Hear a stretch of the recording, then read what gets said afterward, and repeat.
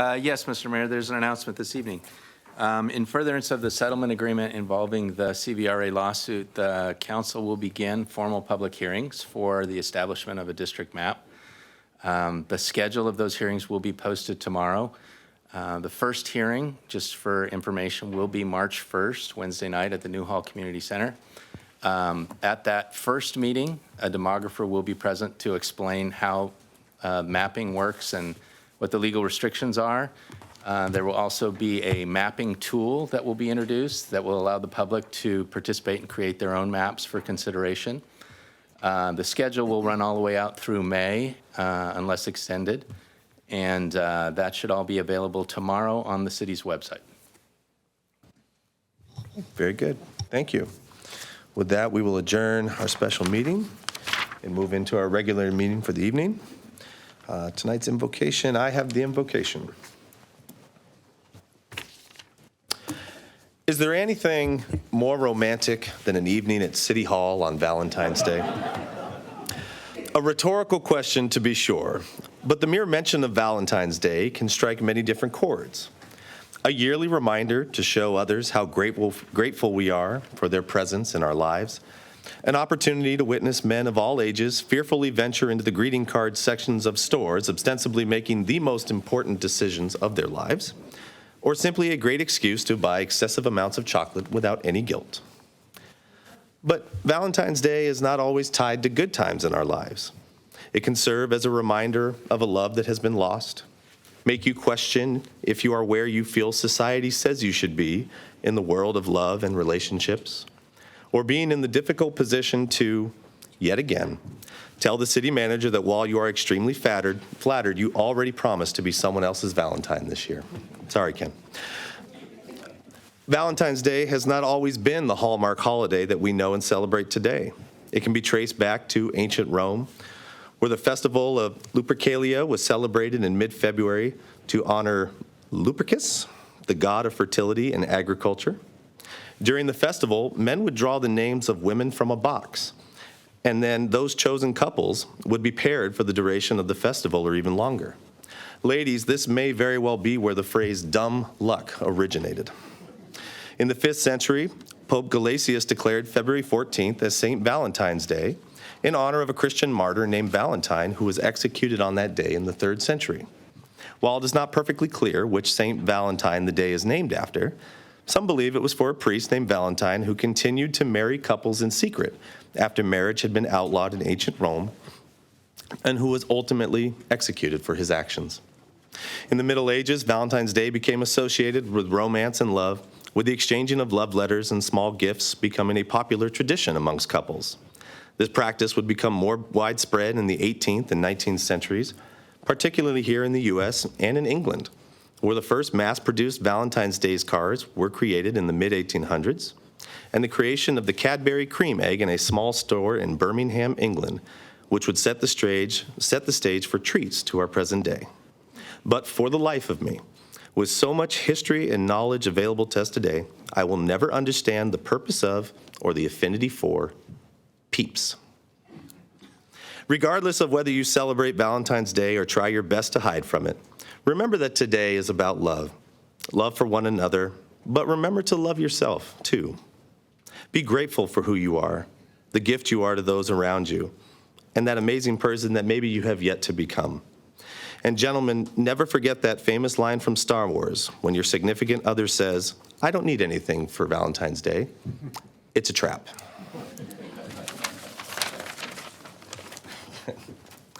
All right, with that, we will call the meeting to order. City Clerk, roll call, please. Councilwoman McLean? Here. Councilmember Miranda? Here. Mayor Gibbs? Here. Mayor Pro Tem Smythe? Here. Councilmember West? Here. Thank you. Very good. Mayor Pro Tem, would you lead us in the flag salute, please? Thank you, sir. Please rise.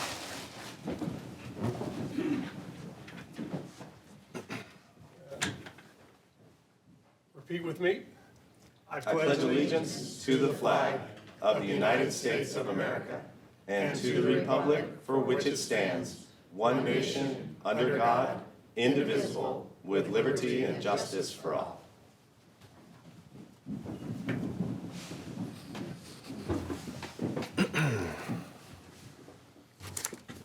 Very good. With that, we will move on to the executive meeting. Council, are there any questions on any of the items on the agenda this evening? Okay, seeing none. Are there any items that council would wish to pull from consent? Very good, seeing none. City Clerk, do we have any speaker cards on the consent items this evening? There are no speakers on consent. No speakers on consent? Very good. With that, I'll ask for a motion to approve, for a motion and second to approve the agenda tonight. So moved. Second. Hearing no objection, we are so ordered. With that, we will move on to the awards and recognitions tonight. First, we will have the Black History Month proclamation. Tonight, I am proud to once again recognize February as Black History Month here in Santa Clarita. Originating after the Civil Rights Movement, which took place during the 1950s and 60s, President Gerald Ford called on the public in 1976 to, quote, seize the opportunity to honor the too often neglected accomplishments of Black Americans in every area of endeavor throughout our history. This has led to the annual designation and celebration of February as Black History Month across America. Every year and every day, we celebrate the contributions and achievements that African Americans have made in our community, in our nation, and throughout our history. With so much strain and division during these past couple of years, now is the time to recognize and commemorate the work of African Americans such as Booker T. Washington, Ida B. Wells, Dr. Martin Luther King, Jr., and countless others who fought for equality. Last month, the city of Santa Clarita held our second annual MLK Unity Walk at Central Park, welcoming dozens of residents to come together to remember Dr. King's values of peace and equality. In Santa Clarita, we are proud to recognize our African American residents this month and to celebrate the positive impacts and cultural contributions that they bring to our community. It is now my honor to proclaim the month of February 2023 as Black History Month in the city of Santa Clarita. I'm proud to welcome Di Thompson, the inaugural chair of the Santa Clarita Valley Chamber of Commerce's Black Business Council, to accept this proclamation. This council was formed last year as a way to connect and support Black businesses in our community. Di, would you please join us on the dais to take a photo?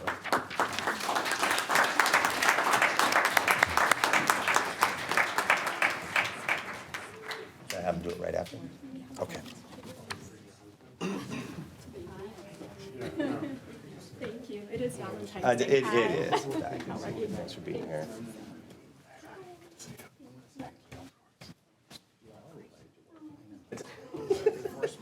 I'm only here for the picture. I understand. Okay, no, come on. Come on. See a picture if you like to see a picture. Oh, come on back here. You're blocking your husband, which I respect everything about that. Where? Come on back. Move back. No, your wife. Me? Oh, okay. There we go. Oh, there we go. There we go. You got it. All right, all right. You need to use your. 3, 2, 1.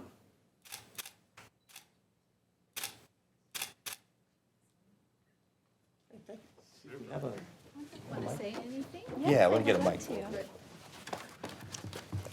Hey. I just, Hey, no problem. thank you. A little nervous. Okay, am I supposed to be pressing something? It should be on. Can you guys hear me? There you go. Okay. I want to thank the City Council for this special proclamation in honor of Black History Month. Thank you very much. And I'd also like to say a special thank you and acknowledgement to the Santa Clarita Valley Chamber of Commerce leadership, including the Board of Directors, for advocating so closely for the formation of the Black Business Council and recognizing the need. I'd also like to say that the Black Business Council will continue to work with many of the diverse organizations that we have supporting Black people in this community who live, work, and play here in Santa Clarita. Thank you so much.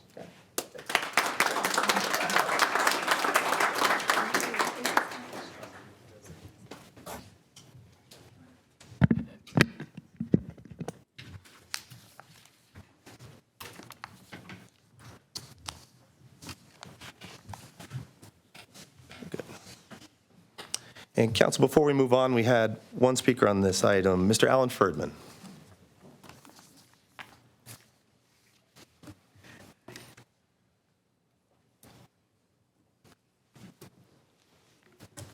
Good evening, Mayor and City Council members. My name is Alan Ferdman. I'm the CEO of the Santa Clarita Community Council. And I rise today to express my appreciation for declaring this month Black History Month. I think that it's a very, very important thing that we continually help ourselves understand diversity around the city. And that's one of the reasons why I had been coming to you and talking about the roundtable.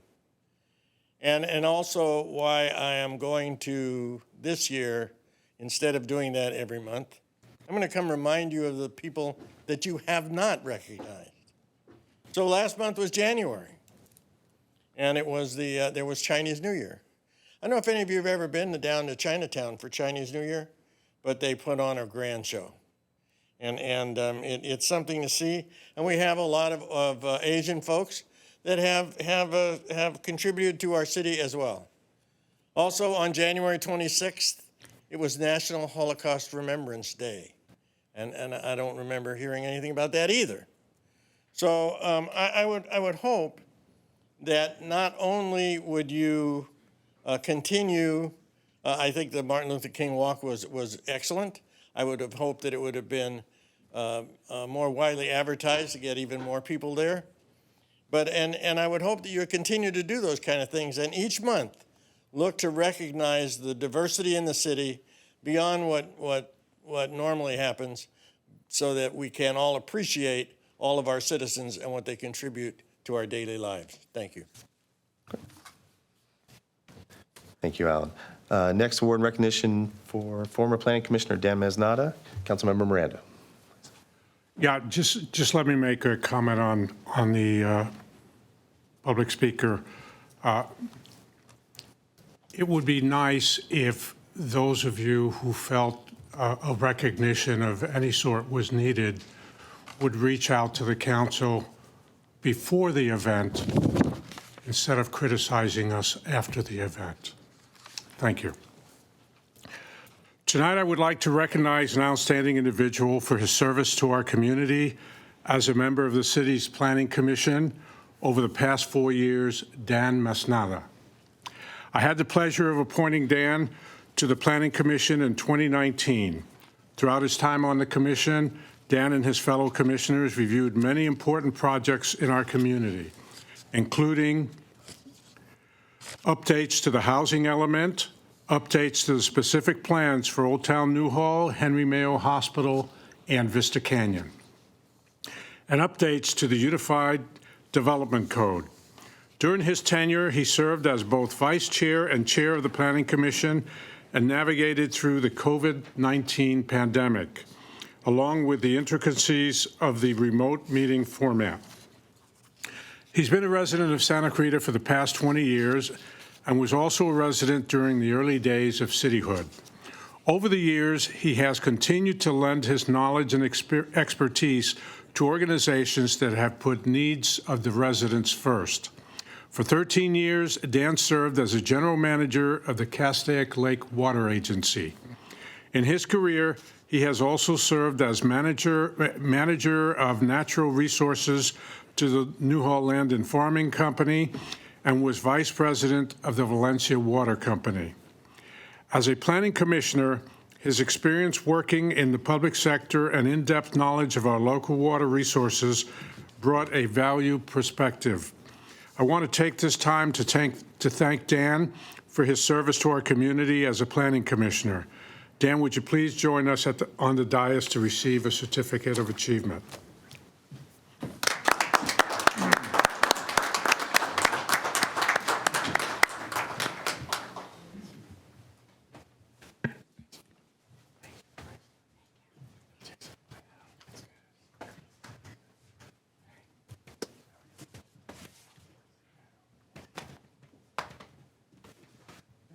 Name spelled out? It's spelled right. I think it's right. Yeah.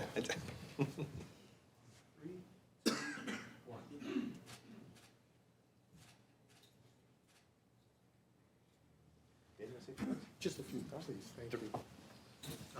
Just a few. No, just a few. Well, Councilman Miranda, I really appreciate you having nominated me and the council for having appointed me 4 years ago. I also appreciate the planning commissioners that I worked with, had varied expertise and backgrounds that really complemented each other. And last but not least, I really want to compliment the city staff, headed by Tom Cole when I first started, and then Jason Crawford, a very professional and competent group. The city should be proud, and, well, the city should be proud. Thank you.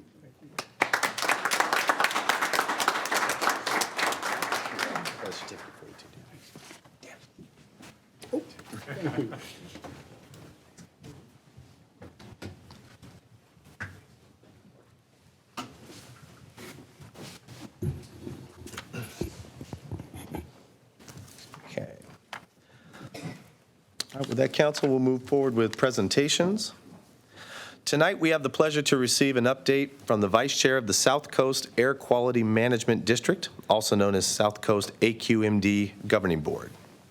South Coast AQMD is the regulatory agency responsible for improving air quality in the counties of Los Angeles, Orange, Riverside, and San Bernardino. At this time, I'd like to invite South Coast AQMD Vice Chair Michael Cacciotti, who represents Santa Clarita, in addition to the 33 other cities on the South Coast AQMD Governing Board. Thank you, Mr. Mayor, Vice Mayor, council members, staff. My honor to be here. And again, I represent the cities from Santa Clarita on the northwest all the way to Claremont through Pasadena and South Pass, 2 million residents on the entire South Coast AQMD board. Let's go to the next slide. So just a quick background on AQMD. That picture on the left is back in the 70s when pollution was really bad. They've got about 110 registrations right there demanding change with air quality. In the South Coast region, there's 4 counties, LA, Orange, Riverside, San Bernardino, the non-desert areas, 17 million people. Look at all the different types of 28,000 permits we issue for gas stations, auto repair dealerships, paint booths, et cetera. There's a lot of EJ communities here, but the big source of pollution is 1/3 of our U.S. containerized cargo comes through this area. So you've got the ocean-going vessels coming in, heavy-duty trucks, and the warehouses next. So sources of pollution, we break them into 2 parts. Stationary on the left column, again, paints, solvents, gas stations, auto body, things that don't move, oil refineries. On the right, the really heavy pollution, again, ocean-going vessels, airplanes, trains, freight, and commuter trains like the one I took here on the Metrolink. There's about 220 commuter trains that run through our basin every single day, not including the dozens of freight trains with many locomotives on each one. Huge sources of pollution. And guess what? For the first time last year, off-road equipment, lawn equipment, leaf blowers, weed whackers, lawnmowers, surpassed cars and light-duty trucks as a source of pollution in California because there's no catalytic converters or smog controls on them. Next. So here's the 2 big sources of pollution. We're out of compliance in the federal government. The left, ozone. That's from emissions of vehicles, internal combustion engines, where the nitric oxide combines with VOCs, volatile organic compounds. Photochemical reaction creates smog. We're out of compliance. On the right is this particulate matter, usually from diesel particulate matter. That gray stick is your human hair, 70 microns, 1/1,000,000th the size of a meter. Put that in comparison to the little blue circles on there, little globes at the bottom. That's PM10, particulate matter 10, which is from dust, pollen. Not too bad. Go up a little higher, those little red balls in the blue, that's PM2.5. That's bad because that comes from diesel trucks, and that can penetrate your blood-brain barrier and do incredible damage in your system. We'll show that in a minute. And even above that, in that red ball, there's a little spot there, that's ultrafine particulates, even smaller part that go deeper into your organs. Next. And here's why it's important, and we're so passionate about cleaning up the air, because this is your body, your parents, your kids, your grandparents, even animals. Not only does it hurt your respiratory system, but your cardiovascular system, your nervous system, there's neurodegenerative diseases.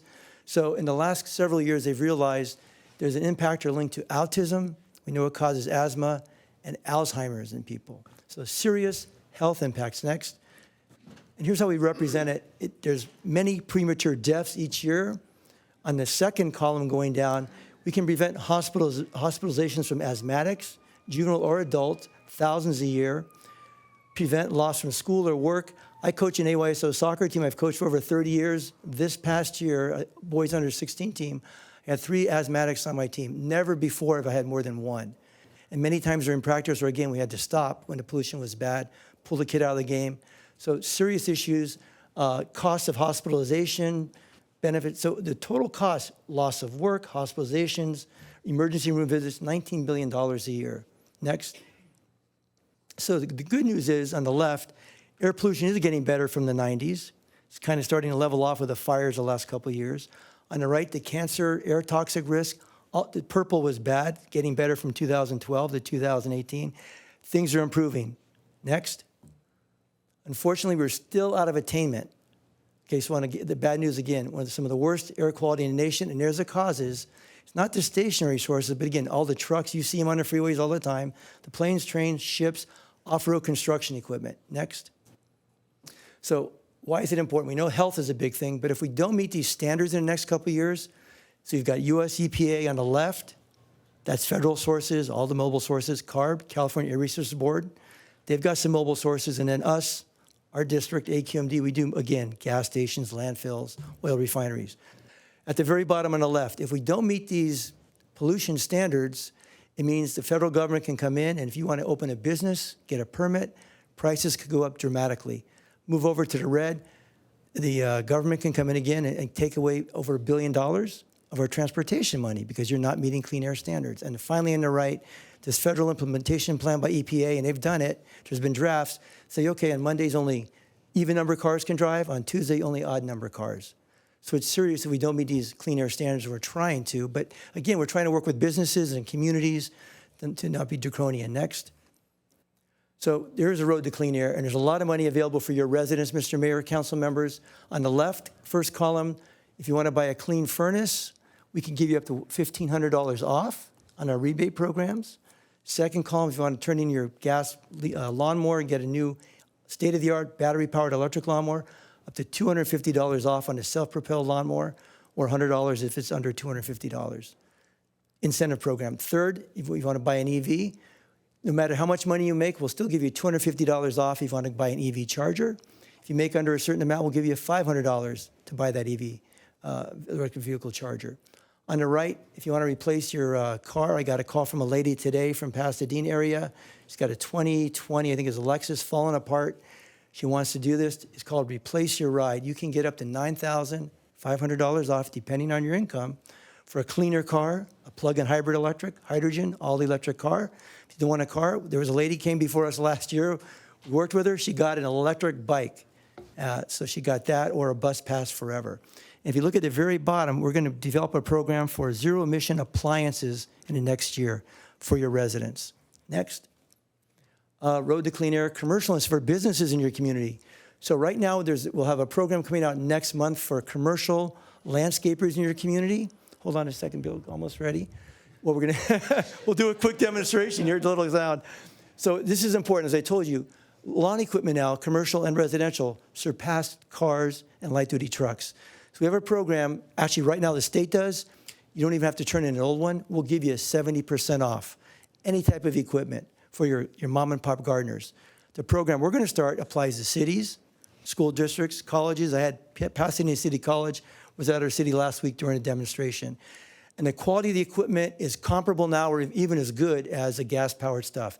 Never have to buy gas, oil, spark plugs. Again, just give you a quick demonstration. And this is a small piece of equipment. It's just got a small battery on it. Goes about 35 minutes in your yard. It's a leaf blower.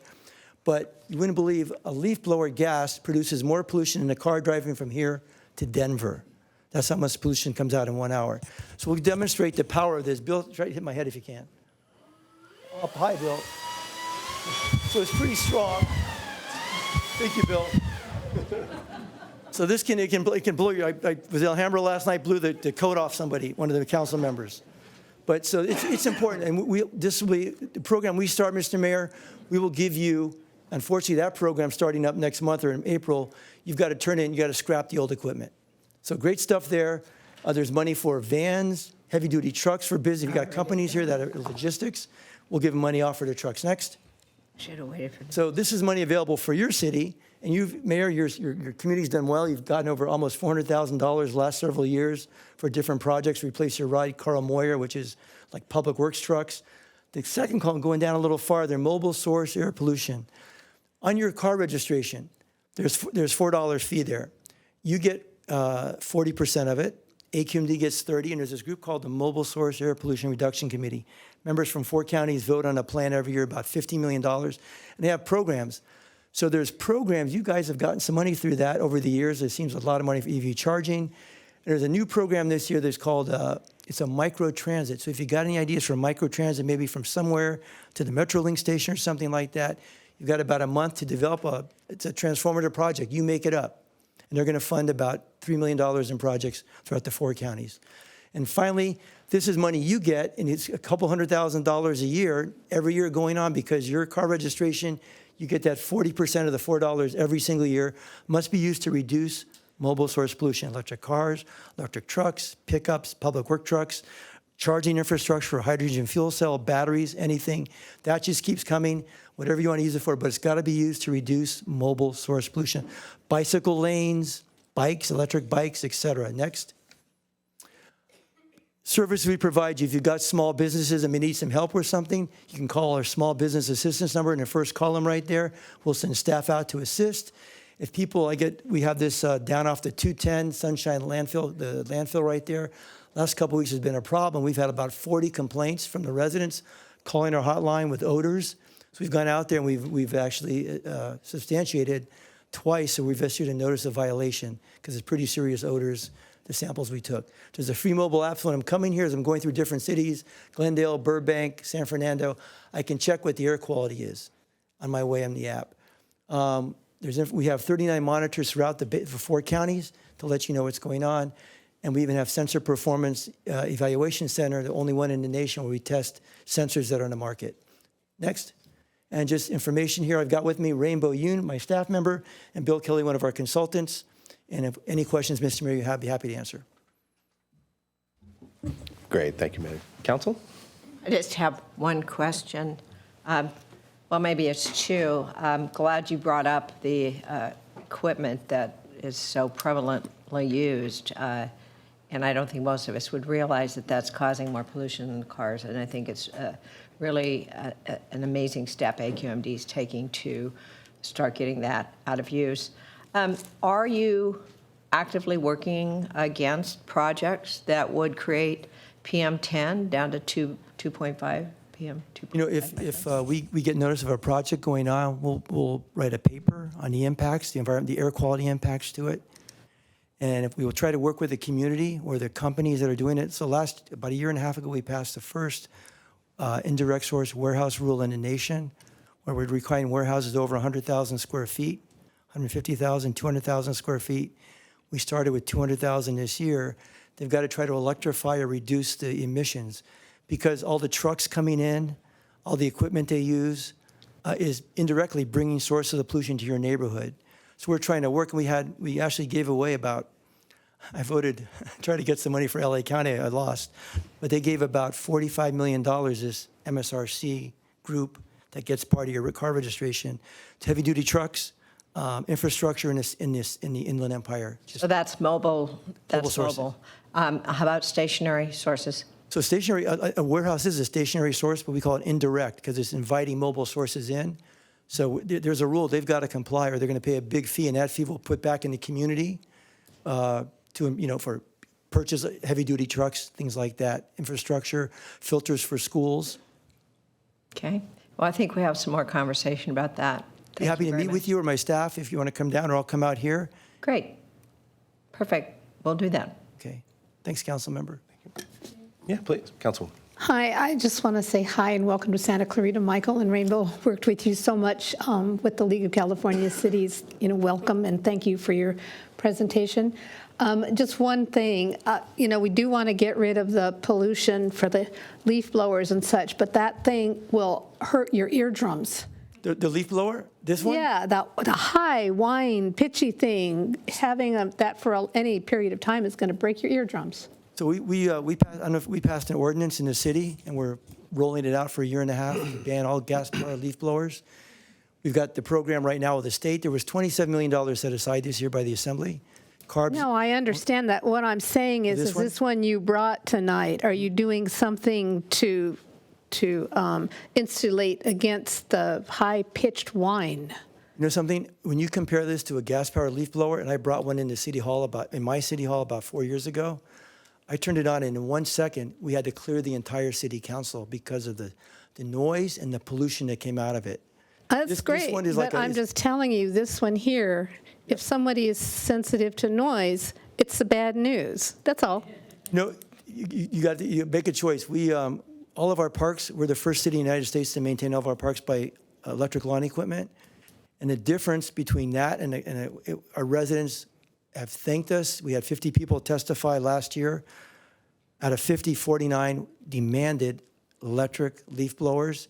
One person, it didn't make sense what they had, but it's a significant difference. And the decibel level on a gas-powered leaf blower is several times higher, and you can hear it for 300 feet. You're not getting me. What I'm saying Hearing. is it's a very high-pitched whine that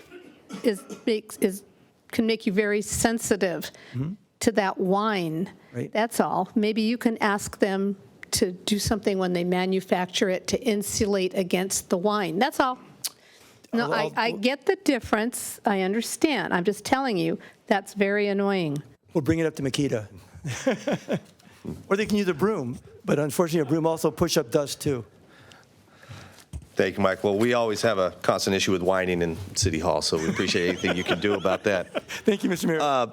I just had two questions. One, you mentioned, I want to make sure I heard this right, odd and even cars. What was, can you go back into that for a second? So this was when we, the EPA, let's see, back a little more, right there. So if we don't meet federal clean air standards, again, this goes back to the 70s when EPA was created, and the federal government said there's national ambient air quality standards for criteria pollutants, lead, ozone, nitric oxide, 6, and there's toxics. And they required the whole nation to meet these standards because if you don't, it's going to hurt your health. AQMD's been out of compliance every year.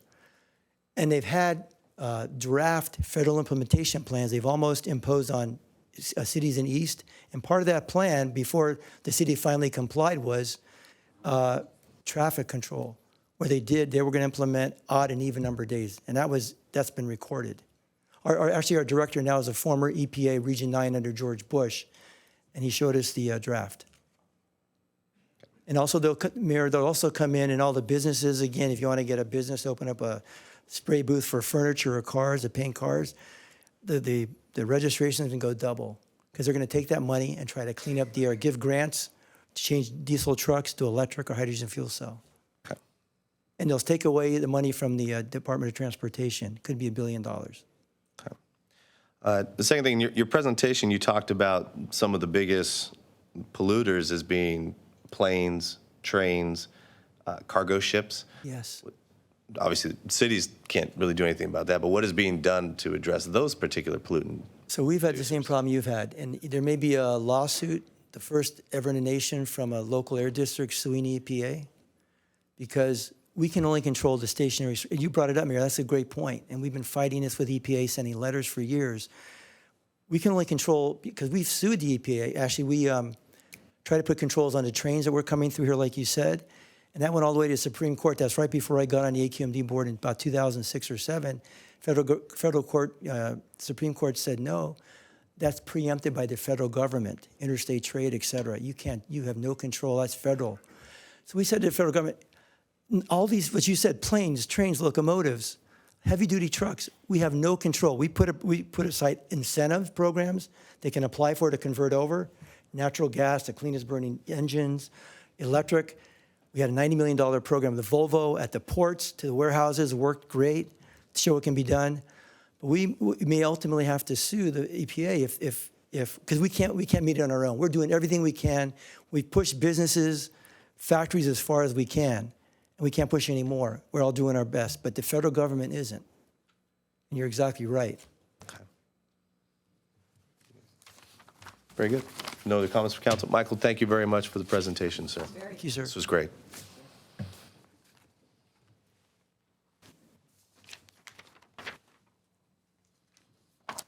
Okay, the second presentation tonight, we have the One Story, One City program introduction. So next month, the Santa Clarita Public Library is pleased to welcome back the annual One Story, One City program. One Story, One City promotes reading, discussion, and coming together as a community to celebrate one book. Past book selections have included novels such as The Tea Girl of Hummingbird Lane, Eat Joy, and most recently, The Nature Fix. Now, to share more about the program and to reveal the 2023 One Story, One City book selection, I'd like to welcome our city librarian, Shannon Vonnegut. Hey, Shannon. Good evening, Mayor and members of the City Council. My name is Shannon Vonnegut, and I am the City Librarian. Every year, the Santa Clarita Public Library's One Story, One City program encourages discussion in the community and promotes reading and learning through the celebration of one story during the month of March. We are excited to announce that the featured story for this year's One Story, One City is New York Times bestseller Remarkably Bright Creatures by Shelby Van Pelt. This novel explores themes of loneliness, connection, and the ways we find friendship and family through the eyes of several characters in different walks of life, as well as through the eyes of Marcellus, a giant Pacific octopus who provides unexpected wisdom and humor throughout the book. Van Pelt's first novel is beautifully written and takes you on a journey into the Pacific Northwest with some unexpected and expected stops along the way. Readers will fall in love with the characters and likewise be exasperated them as though they were your own family. Beginning in March, the library will hold a variety of events across the 3 branches, each relating to different aspects of the book.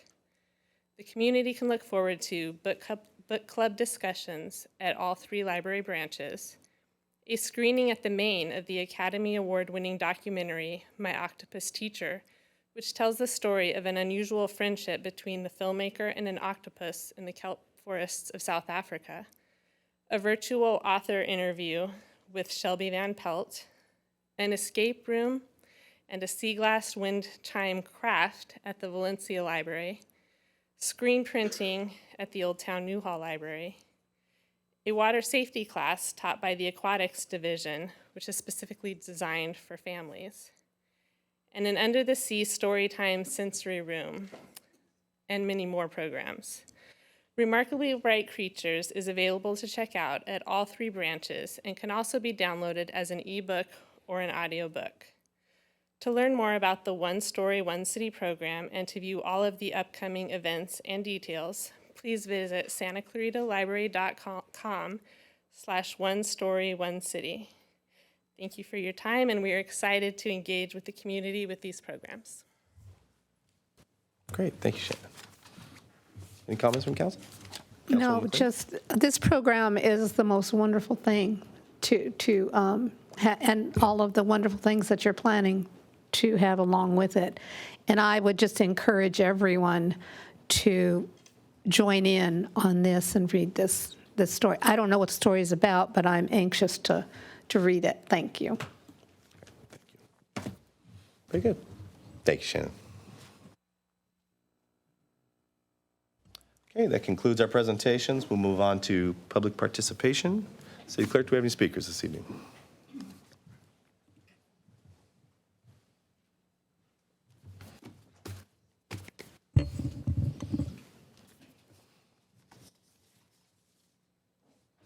Okay, very good.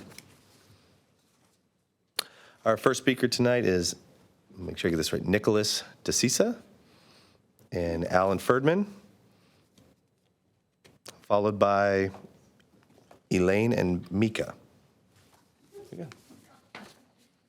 Nicholas? Oh.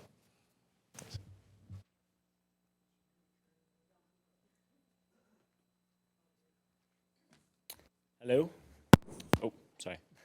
And happy Valentine's Day. I come to you today to talk about something that I believe deeply affects me and maybe some other people around the city. I go to Hart High School, and currently I use my bike to go pretty much everywhere. But I find it difficult and even frustrating from time to time when it comes to biking around our city. I have a regular commute to and from work, which usually can go on pretty late. And some of the flaws in our city become apparent, and it's not just here, it's all across America. But I feel like this is the place to talk about it because this can bring change, I hope. So the problem I'd like to outline is on Wiley Canyon Road, where it intersects with Lyons Avenue. There's no lights on that street, and I find it kind of dangerous to be riding there. The bike lane is arm's distance from cars, and the speed limit's pretty high. So when you can't see anything, and you have cars going fast, it's kind of dangerous. I don't think it's a very safe thing to have going on. So my first idea was to add streetlights. But as I rode down that road a few more times, I realized there's homes across the side, and I see how that could be a little bit disturbing to some of the houses. So I thought of another idea, and that was instead of having your 2 main lanes for your cars, and then your bike lane, and then the lane for the gutter, you have a 2-lane sidewalk, maybe with foot lamps like they do in other parts of the city, and have the gutter lane where the bike lane used to be. I think that would be a much safer way to have that be done. And yeah, it could be implemented across the whole city, if that's possible. I'm not sure. I'm just here to talk about it. I thought that'd be something I'd like to bring to your attention. So thank you very much. Thank you, Nicholas. Next, we have Alan Ferdman, followed by Elaine and Mika, followed by Diane Zimmerman. Good evening again, City Council. In Public Participation Day, I wanted to kind of go over some of the things that we've been carrying over from previous years. But I want to start with what happened just a few minutes ago. So, Mr. Miranda, I did reach out to the city, and the text that I sent on January the 10th is on my phone. So before you start lecturing me about not talking to the city, you ought to maybe do some research. Because we got a whole bunch of stuff that we're approaching a 4th year now of trying to get rid of solar panels on Soledad. And we spent tons of money. I don't know what's happening there. The roundtable is still sort of in existence. It doesn't meet very often. And then I read this huge article in the Signal the other day about Measure H and the surprise that we're contributing $8 million a year down south. We told you guys about that before it occurred. And you didn't want to participate in the pre-meetings before the thing was even passed. So as I recall, Katie Hill said, give us this money, we'll end homelessness in 5 years, right? Well, 5 years are gone. Has anything happened? No. Okay. And then there's the homeless shelter. You know, for 20-some years, I've been listening to, give me another year and we'll have a permanent shelter. I remember when Tim Davis was head of the Santa Clarita Community Development Corporation, and the shelter was in the Via Princesa parking lot. And from that point on, every year we hear, give us 1 more year and we'll build one. So now we saw groundbreaking, but I haven't seen anything go vertical yet. And now this year, we seem to have something new with hillsides collapsing. So last year, we had some backyards collapse north of Soledad by White's. And this year, we got some collapsing up in our new development in Skyline Ranch. So it kind of makes us wonder, we're spending a bunch of money, aren't we doing some kind of engineering studies on these things to make sure that they're not going to collapse before they're built? And by the way, if the paper is correct, and in order to fix those things, we have got to go and put a bunch of pylons in the ground, how many other places are that going to happen to also? And what is that going to cost the city? So it's a bunch of questions. It's a bunch of money that we're spending, and we certainly would like to know when we're going to start seeing some results. Thank you.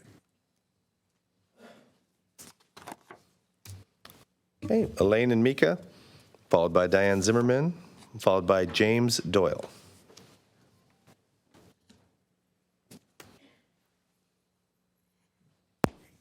Well, happy Valentine's Day. Glad you're all my Valentine. This is the best turnout. Number one, this is very nice, but it would be really more helpful for the speakers to know how much time they have than for you to know when you can stop being bored. It would really be a lot more helpful if you could just take this, turn it around. I did try it once, but it got turned back. Number one. Number two, as far as a registration, because I just had an issue with that, they claim that registration for electric vehicles is far more expensive than for gas vehicles. So I don't know what the problem is. I think when we have a presentation, we really do need to be a little more transparent with things. And I would really love for you people to invite the Federal Communications Commission and public utilities, because there are so many hidden fees. And I did contact the FCC, and their attitude is, well, what do you want me to do about it? You're the FCC, you're in charge of it. So I think they should have to start answering to the people, because if you look at your cell phones, your cable bills for TV, if you even look on your utility bills, there are so many hidden taxes. Now, taxes, they cannot, this I did find out from the Federal Communications, is that on taxes, they cannot tell you, okay, this is a tax for this. They try to hide it under regulatory fees. Now, the regulatory fees can be any amount they decide. It's not driven by the Federal Communications Commission. So I think Federal Communications Commission and Public Utilities should have to be here and answer and do the presentations, because we are paying a lot of money in hidden fees, and I really do think it should be more transparent.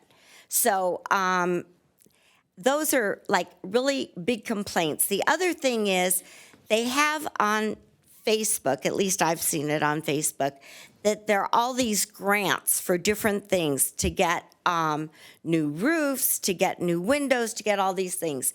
Yet you call all the places and nobody knows anything about these programs. And then they say they're county. Today was the first day I saw where it said it was state. But until today, it said county. I called Catherine Barger's office.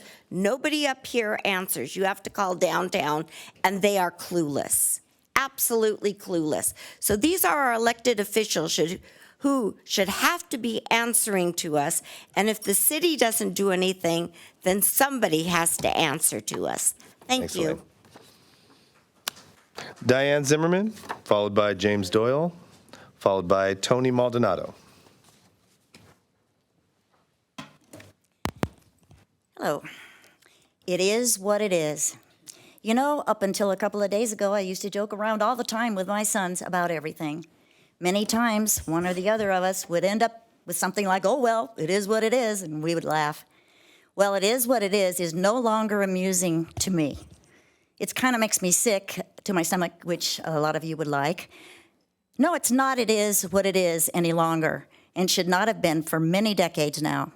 In my newly formed opinion, it's just another form of brainwashing.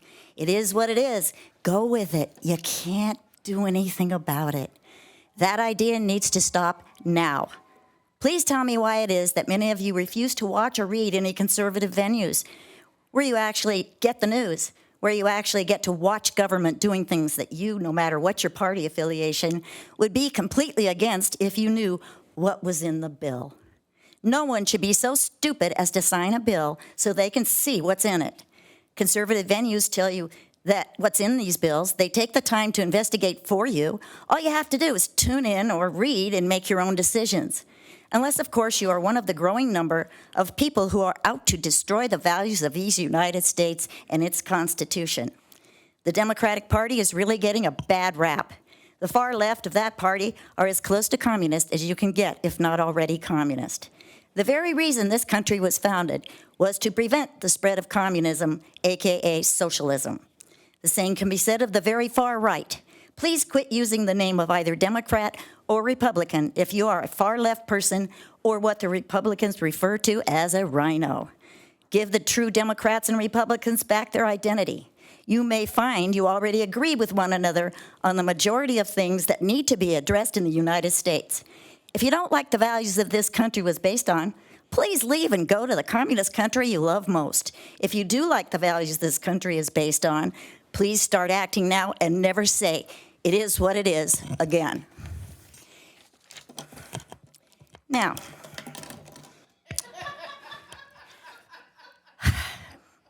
if you really listen to what I'm going to ask you to do and do it, you'll be clear why I'm wearing these glasses. If you have already done it, you'll already know why. do whatever it takes to watch and think about John Carpenter's 1988 movie, They Live. They Live is about, watch every second of it and listen very carefully. It's actually based on a short story titled 8 o'clock in the Morning, written in 1963 by Ray Nelson. Stars Roddy Piper, Keith David, and Meg Foster. I think you will enjoy it even if you don't get it. Another clue to the fact that the phrase, "it is what it is," should not be a phrase we use any longer. Remember, it's the movie They Live, and please watch it and quit laughing because, I mean, you'll laugh during the movie, but quit laughing at me for talking because I know I bring Diane, you great joy. thank you. Thanks. Next up, we have James Doyle, followed by Tony Maldonado, followed by Cindy.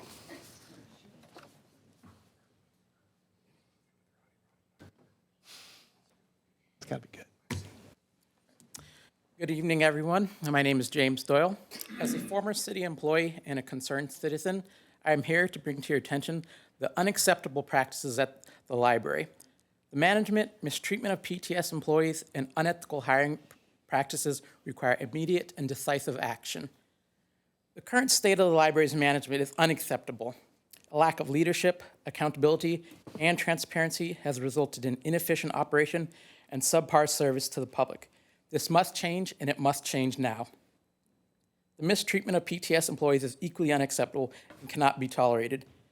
PTS employees deserve to work in a safe and supportive environment where they are valued, respected, and treated with dignity, and not made to feel fearful of being terminated simply for stating what is occurring at the workplace. The library must take immediate steps to rectify this situation and establish a culture that values and supports its PTS employees and does away with the fearful and intimidating environment that currently exists. The unethical hiring practices at the library are of serious concern. The repeated appointment of unqualified individuals based on personal connections or favors performed for managers not only undermines the integrity of the library, but also erodes the public's trust.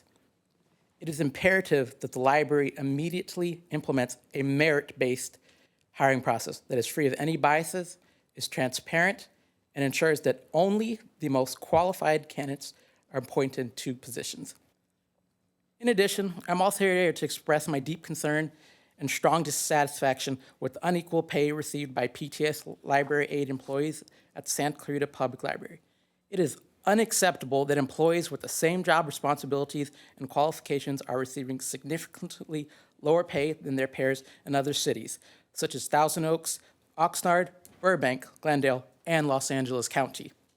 This pay disparity violates the principle of equal pay for equal work and negatively impacts the financial stability and well-being of our city government library employees. The unequal pay has created a hostile work environment, decreased morale and productivity, and increased turnover rates. The city manager's office's inaction and justifications are no longer acceptable.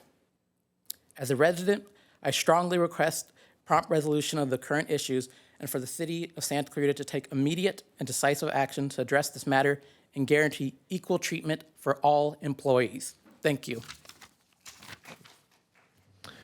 Okay, next we have Tony Maldonado, followed by Cindy, followed by Nancy.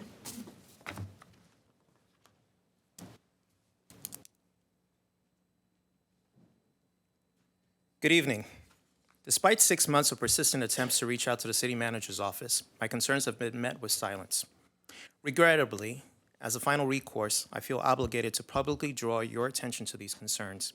To guarantee an equitable and transparent hiring process that upholds the highest standards of integrity and professionalism, the City of Santa Clarita should create an independent ethics committee with impartial individuals unaffiliated with the city.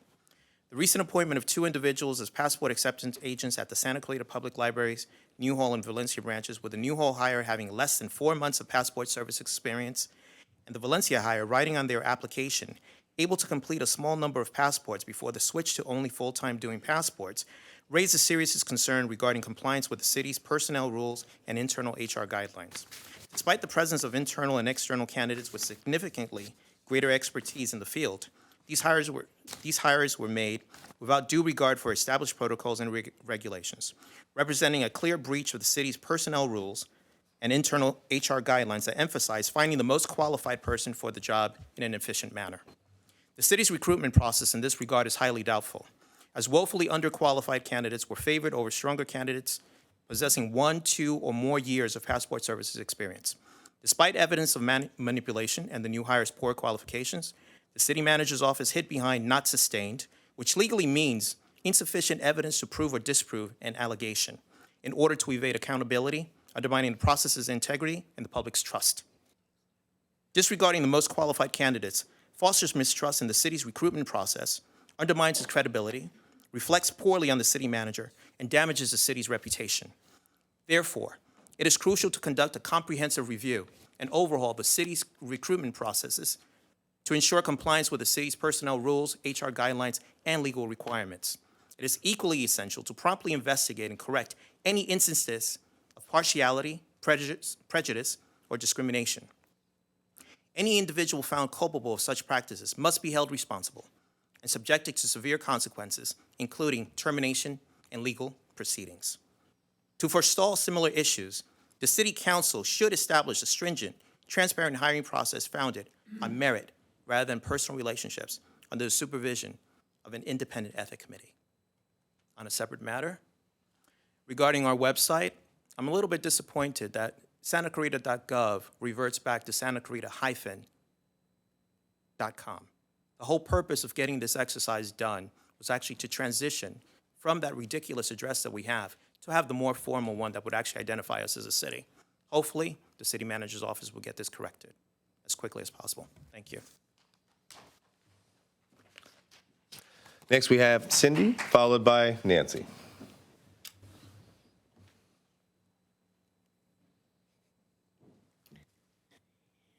Well, thank you for honoring Black History Month. It shows that Santa Clarita is not a racist community and it supports all who live here. I hope one day we can move past this and honor every American on a daily basis. Or more, I wish that we would honor our vets. We give them only one day, but yet these men and women of all colors who have fought and died or died for all of us, these people are true heroes, and their accomplishments are overlooked. Many lost families due to PTSD and turned to drugs. Many are homeless. Why? Because they gave their lives up for us to be free. And what do we do for them in return? Our country has failed them, and it's a shame. We have gone backwards, and our so-called leaders in the White House replaced the American flag pin with "I love abortion" pin. They support transgender castration and mutilation of young children. They support satanic rituals but criminalize conservative Christians. They support our enemy countries and keep our borders open and give all rights to criminals killing many Americans. Yes, we are slapping the faces of our vets. Mr. Strickland, you asked me what my mission is. My mission is to stand here at this podium and stand up and speak out for the rights of conservative Christian Americans who have been silenced. And also to remind this community that we are lucky and safe because of our caring city council members. We need to understand that they are dealing with issues out of their control. Unfortunately, we are in California and controlled by our progressive, radical, evil left. I thank you all for continuing to fight. Ms. McLean, you have been fighting for the homeless, and all of you here have been fighting for us and our safety here in Santa Clarita, and I thank you for that. And you also support our law enforcement. But this will be an uphill battle, and this will only get worse as we now have progressives voted in. My hopes are that people will realize we are in danger, and maybe this time they will get out and vote. We need to vote out the evil progressives and vote in more conservatives who care and love our country like you guys do. Until then, we must all fight. We must have faith over fear and fight like hell. Mr. Strickland, that's my mission. Thank you. Happy Valentine's Day. Cindy, and last speaker is Nancy. Hi, Nancy. Good evening.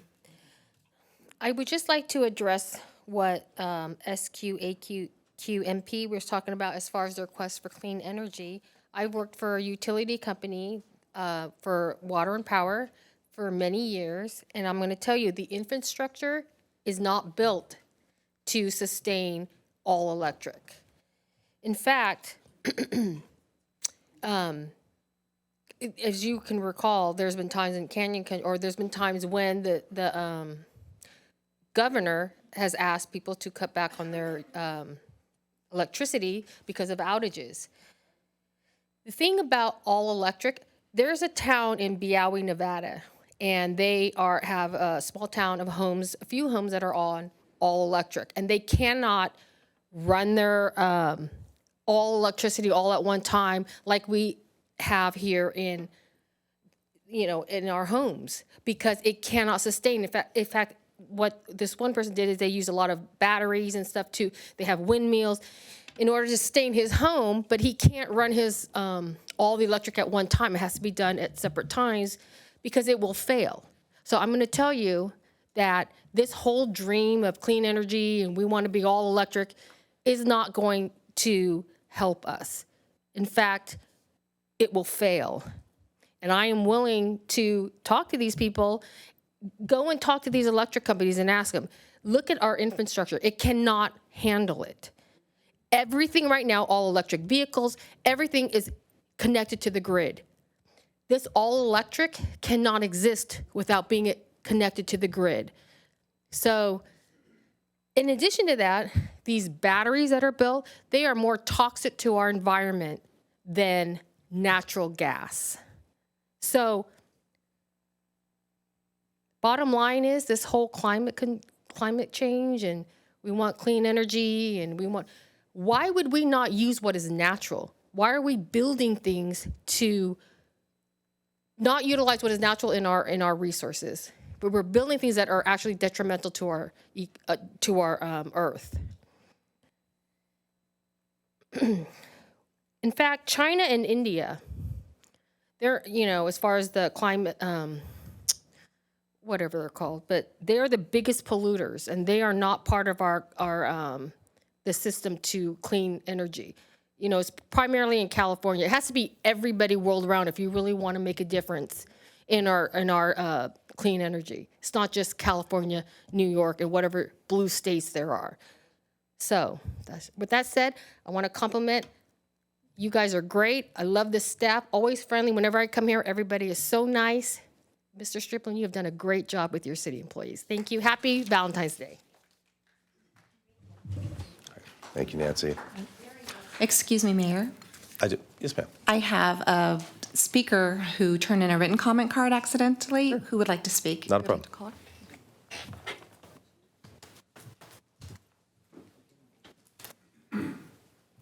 Carrie?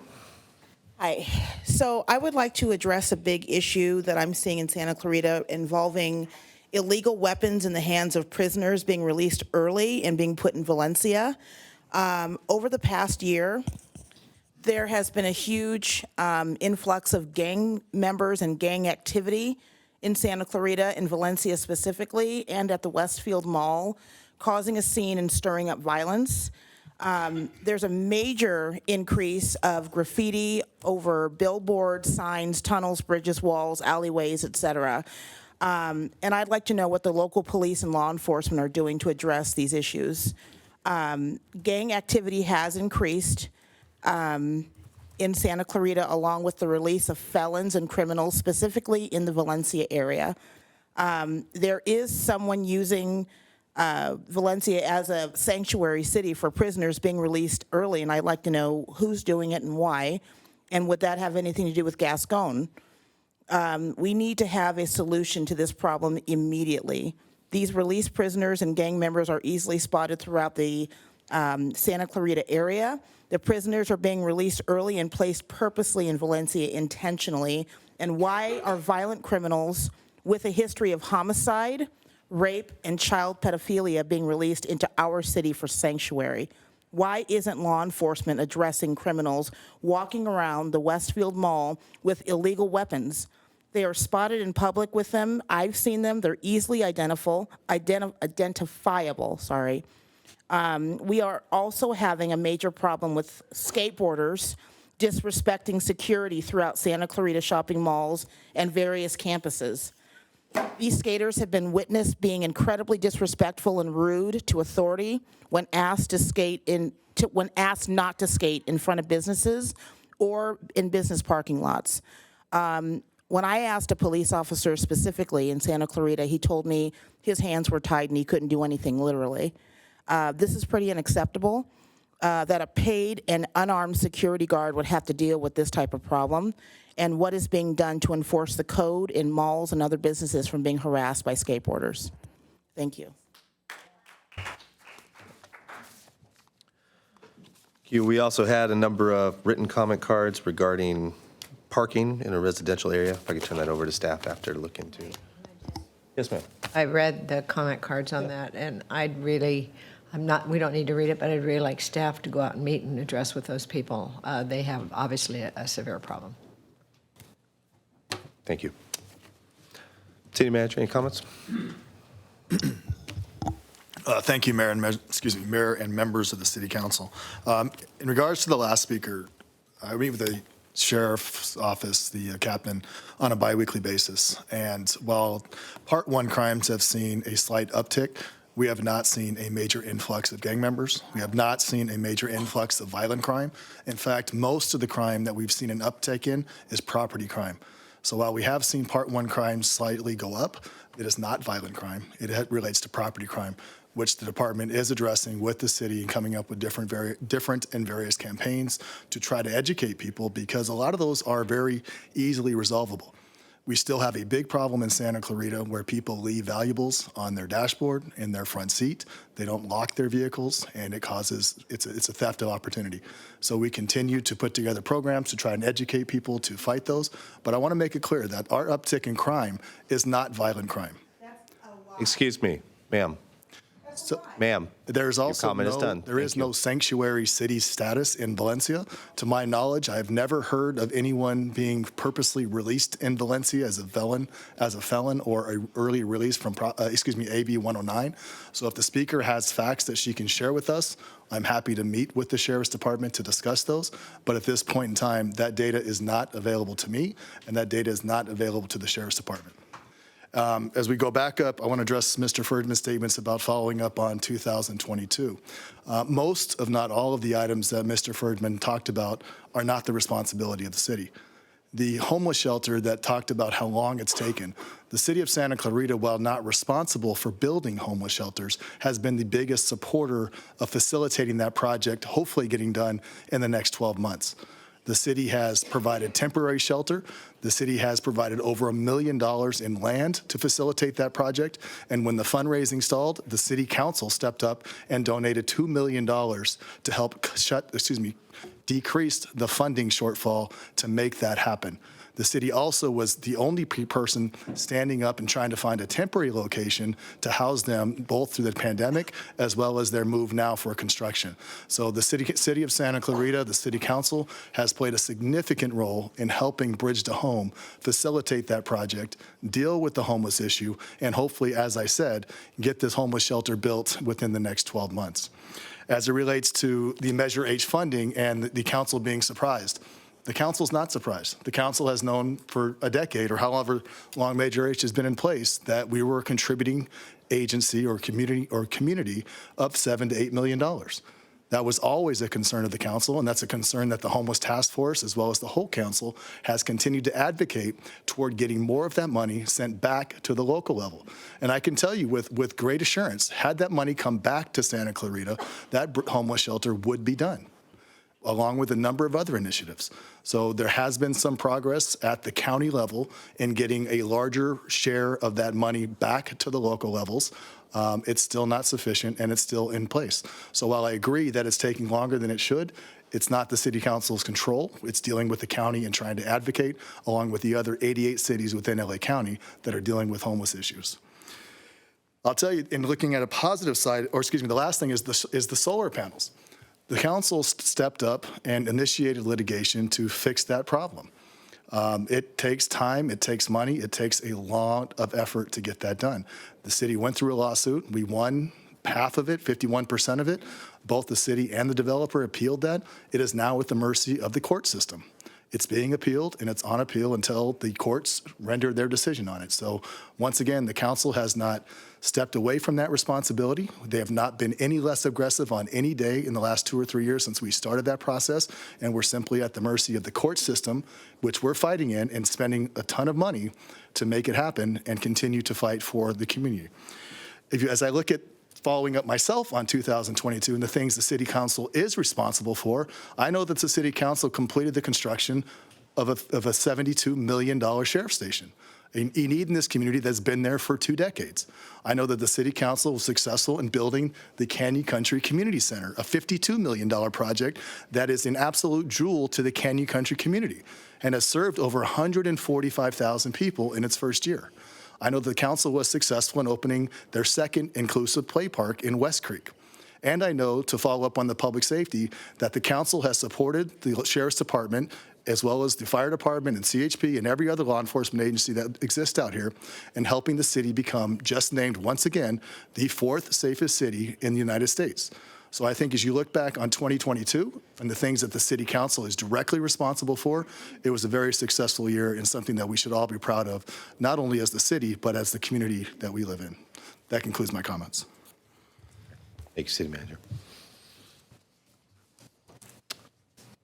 Okay, with that, we'll move to committee reports. Councilwoman McLean, you mind starting us off tonight?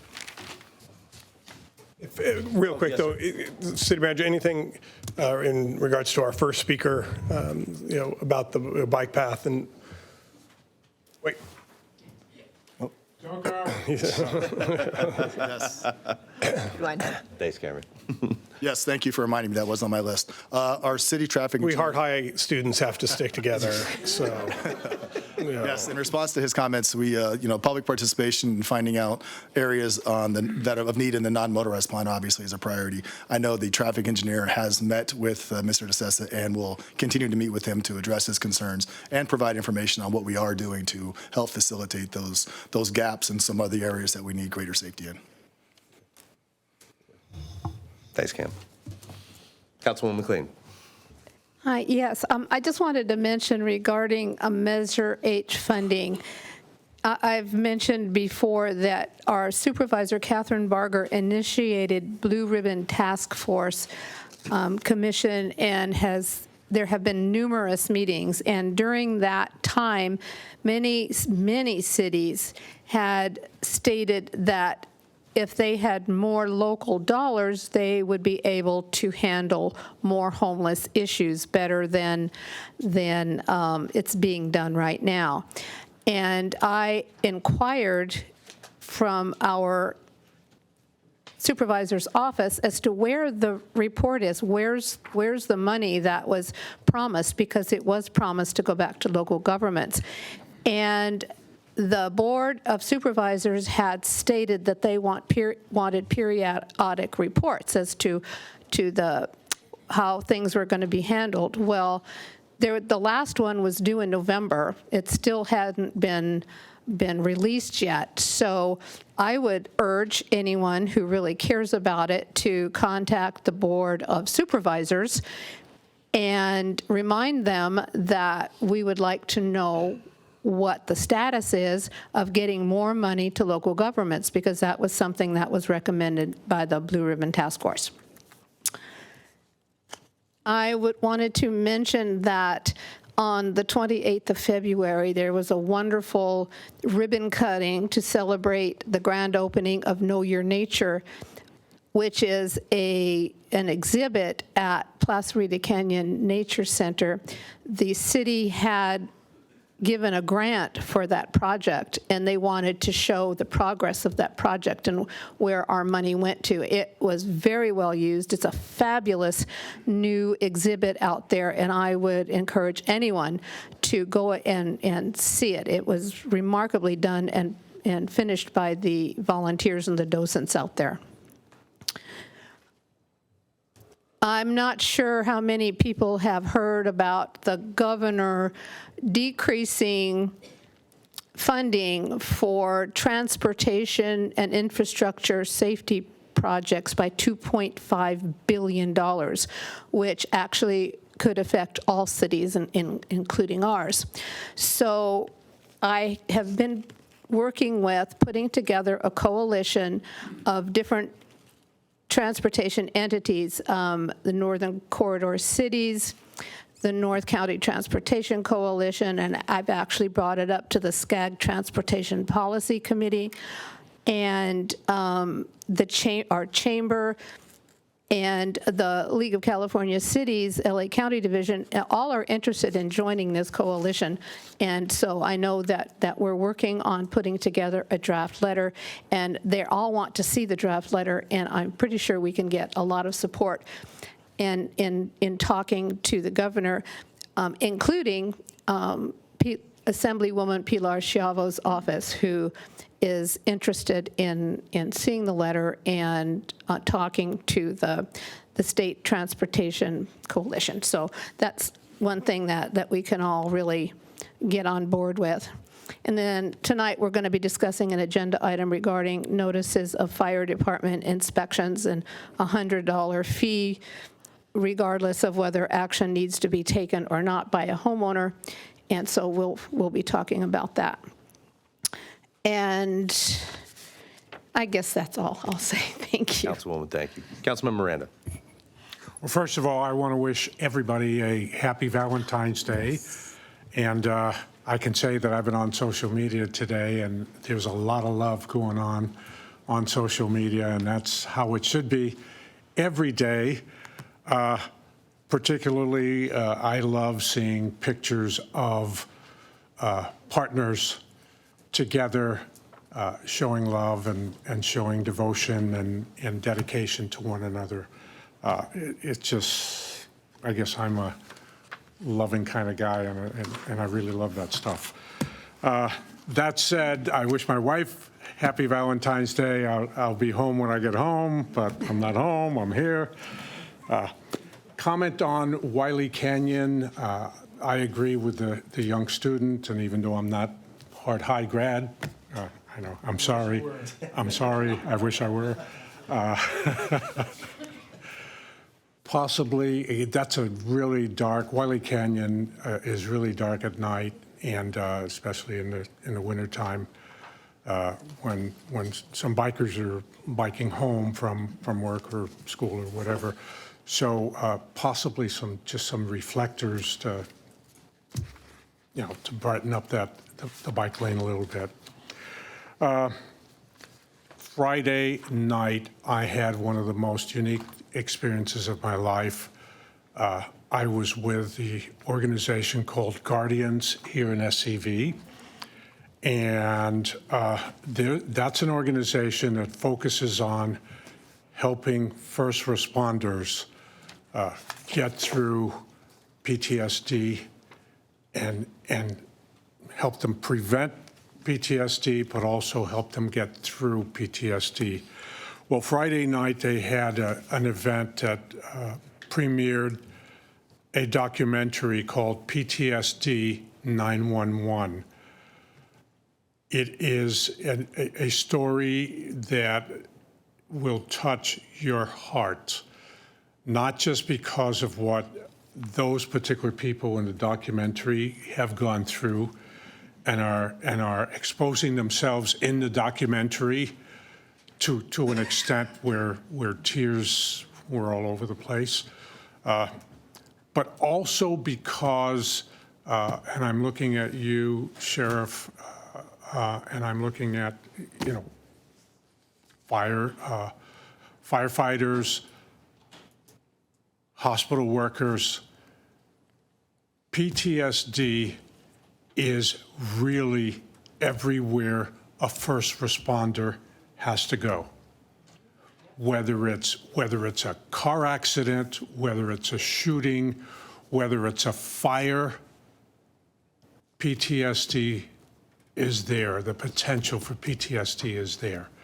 There's some things you just, and don't let me exclude the military, I'm sorry, the military. There's some things you just can't see and be involved in and then think you're going to be okay for the rest of your life. There's some things you just can't hide. You have to open up. And so I strongly suggest to all first responders to get connected with Guardians, guardiansscv.org. I strongly suggest all of us to see the documentary PTSD 911 to get a better understanding as to what all of our first responders have to go through. I know we were more aware of first responders during COVID, and now maybe that COVID is not gone, but certainly, not prevalent anymore. Let's not forget what these people go through every single day. To all you first responders, I salute you, I pray for you, and I hope you will go to guardiansscv.org and either get help or help others who are already there. Thank you. Thank you, Councilmember. Mayor Pro Tem Smith. Very good. Councilwoman Lorene West. I'd like to compliment Catherine Barger. Councilmember McLean mentioned the new exhibit at Placer Nature Center. They always do a great job, and she wanted that project. We helped fund it. I would just say to everyone out there, if you have someone who likes nature, would love nature, the way this exhibit is designed, it's completely accessible for someone in a wheelchair. They can sit and they can look through a telescope and they can see out into nature and watch wildlife, and they can also observe the videos that have been done. And then there's natural little critters that are able to be seen there. It's a really wonderful project, and I was really proud that the city could help and that the supervisor made it a priority. And the Nature Center always does a great job. I just want to comment on Councilman Miranda. He just gave you the ABCs. We were both there at Guardian's showing of the documentary PSD 911. And I would just say to you that the most important thing about you seeing that documentary is you all know that they're first line of defense and they're there for us. What most of us don't realize is that they are under tremendous stress all the time. Stresses that if most of us just incurred a few times here and there, we would have a great deal of trouble. They have to deal with it all day long. Sometimes they go on 24 and 48-hour shifts. And what you'll see is that you'll get a much better understanding of how they defend us and what they do, but they don't have anybody to talk to. And it's really important that we understand their stress level because we depend on them, all of us do, and that we need to do something so that we can understand what they need. Who do they go to? What is the answer for them? And I think both Councilmember Miranda and I came away from that with a clearer understanding of how fragile this system is. So I would say that as a city, we know we need to support our veterans. Obviously, there's more that has to be done. It's something that has to be looked at because we're losing them. We're losing them because the stress levels are so bad that they want to retire early, or sometimes we just lose them in a very bad way, and it's devastating for the families. They're hard to replace, and I'd really like everybody, if you got a minute, see that documentary. It's on the internet, PTSD 911. You will come away with a much better understanding of all the ambulance drivers, the firemen, the sheriffs, the military, everybody that has to go out there and defend us as a nation. Please take the time to do that. They need our help. They need it badly. And, everybody tried really hard to get rid of Mr. Gascon, who is creating nightmares in our social structure. Don't forget, we're all got a job to do when he comes up for election. And I don't want our sheriffs and our first responders thinking we don't know. So if we all see things like this and we embrace and understand it, we're going to be able to hold them together better. They need our help. They need our understanding. So I want to do that. So I have a couple of adjournments, so I'll just go right into that. I'd like to adjourn tonight in memory of a great Los Angeles County Sheriff Deputy who passed away last month, Jonathan Buchan. Deputy Buchan was a 2008 graduate of Saugus High School. His name is included on the Saugus High School Wall of Honor, And after high school, he joined the United States Marines, and he served two tours of duty in Afghanistan. He also worked as security at the American Embassy in Kabul. Following his service in the Marine Corps, he spent 2 seasons working with the United States Forest Service Little Tahunga Hotshots, protecting communities by fighting fires. He then decided to continue his commitment to serving others by joining the Los Angeles County Sheriff's Department in 2019. Deputy Buchanan was named honor recruit out of nearly 70 in his LA Sheriff's Department recruit class in 2020. The honor recruit is an award earned by the single recruit who achieves the highest average based on his or her leadership qualities, marksmanship, academics, physical performance, and during that training period. Deputy Buchanan served the Sheriff's Department for 3.5 years. He was assigned to the North County Correctional Facility and most recently completed his field training at the Century Station. He is remembered by those who knew him as a man of honor, character, and morality. He gave us so much. He gave us more than he had. We are saddened by Buchanan's passing, and we give our hearts to his extended family and friends. He had a wonderful family, and they had a great loss. Our first responders and military take huge burdens, and we all depend on them. Losing Deputy Buchanan is a loss for every single person here. We are so sorry to lose him, and we give our condolences, and we want the family to know he will be missed.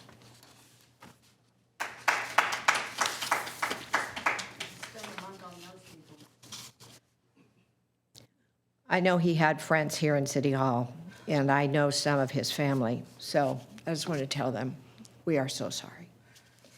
I know we can all do better as a community in supporting those who are first responders and military. We can do better. And it's not always about money, but they need to know we understand. I would also like to adjourn in memory of a longtime resident and a beloved community member and educational advocate for the past 60 years, Michelle Jenkins. She was truly a remarkable woman. She dedicated service throughout her life. Michelle was notably served on the College of the Canyon's Governing Board of Trustees for the past 40 years, dedicating her life to the most educational opportunities and the growth for the students in Santa Clarita. Starting in time as a COC student at Hart High School, there you go, campus in 1969, Michelle progressed through her career and served as a member of the California Community College Trustees Board of Directors for 11 years. She helped establish the Santa Clarita Valley chapter of the League of Women Voters, as well as launched the local branch of the American Association of University Women. Michelle was not only a devoted resident, but she was passionate about providing her community members with resources to help them pursue their education, as well as volunteer their time to nonprofits across the city. We are thankful for the impact and the long-lasting legacy that Michelle has left our community. We all know that our thoughts with her family and her friends and all the staff elected at COC who are having a struggle during this difficult time. We all feel the loss so greatly. I want to just say, we have a little note that our first responders have traveled to Turkey, 8 of them, as a matter of fact, are members of this team assigned to fire stations right here in Santa Clarita. I can't even imagine the job they're doing. Syria was struck by a 7.8 magnitude earthquake, causing mass destruction and losing tens of thousands of people. To aid the relief and rescue operations, the Los Angeles County Fire Department's International Search and Rescue Team, a USA 2 team, was activated and deployed. The 8 members of that team that are assigned to fire stations here in Santa Clarita have gone. Not only do our first responders keep our community safe, but they go above and beyond to help others across the globe. This team arrived in Turkey on February 8th with their counterpart, Team USA 1 from Fairfax, Virginia. There are only 2 teams in the United States who are qualified to respond to international disasters, and I look forward to the time when they come back and we can have them here, the brave men and women, and we can honor them right here on the podium. Thank you very much. Appreciate it, staff. Thank you, Councilmember. Okay, two quick things from me. So first, today the city put on the Big I Do. And I had the honor of attending the Big I Do and giving a toast to the couples that got married. Hats off to the city clerk's office for this incredible event, to all of the staff, to our city clerk who really showed some skill pouring some champagne today. Well done. So today we saw the wedding, we saw 6 couples getting married all at the same time. These loving couples got to enjoy a beautiful marriage ceremony and reception. So thank you to all of the community sponsors who stepped up to provide everything from the cake to the flowers to the music and to the photos. I want to again say congratulations to all the newlyweds, and for newly engaged couples, make sure you check out the vendors that were part of today's event for your own nuptials. And remember, you can get your marriage license and even say I do right here at City Hall. Please feel free to visit santa-clarita.com/weddings for more information. Great event today.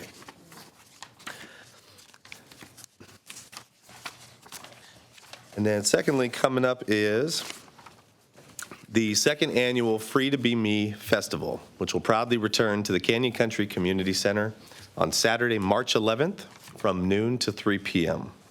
Free to Be Me is a free community event that celebrates our special needs community and their families and offers a variety of inclusive and adaptive activities for all to enjoy. The festival includes live sensory-friendly entertainment, arts and crafts, recreational activities, sensory play, and much, much more. See the full schedule for the Free to Be Me Festival by visiting freetobemefest.com. Very good. That concludes council comments. We will roll into the public hearings. So agenda item number 1 is the Santa Clarita Streetlight Maintenance District Annexation Public Hearing. This is the time and place of the public hearing for the Santa Clarita Streetlight Maintenance District, annexation number 2023-01, and all other matters discussed in the resolution. The hearing is officially opened. We will receive comments, questions, and any oral protest from any interested persons on these matters. When all comments have been received, the hearing will be closed. City Clerk, announcement, please. All notices required by law have been provided. Very good. Are there any comments from the public on the proposed formation, or anyone who wishes to file written comments or protests related to this matter? If so, they must be filed with the city clerk at this time.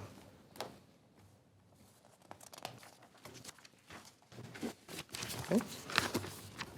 Seeing no requests then, the public hearing is hereby closed.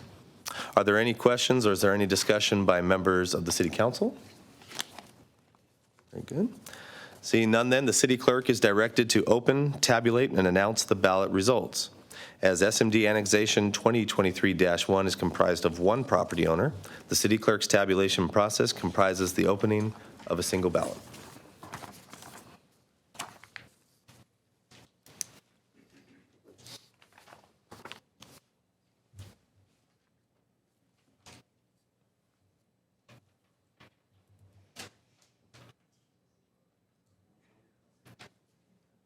Very good. 100% of the ballots are in favor of the annexation and 0% are opposed. Therefore, there's not a majority protest.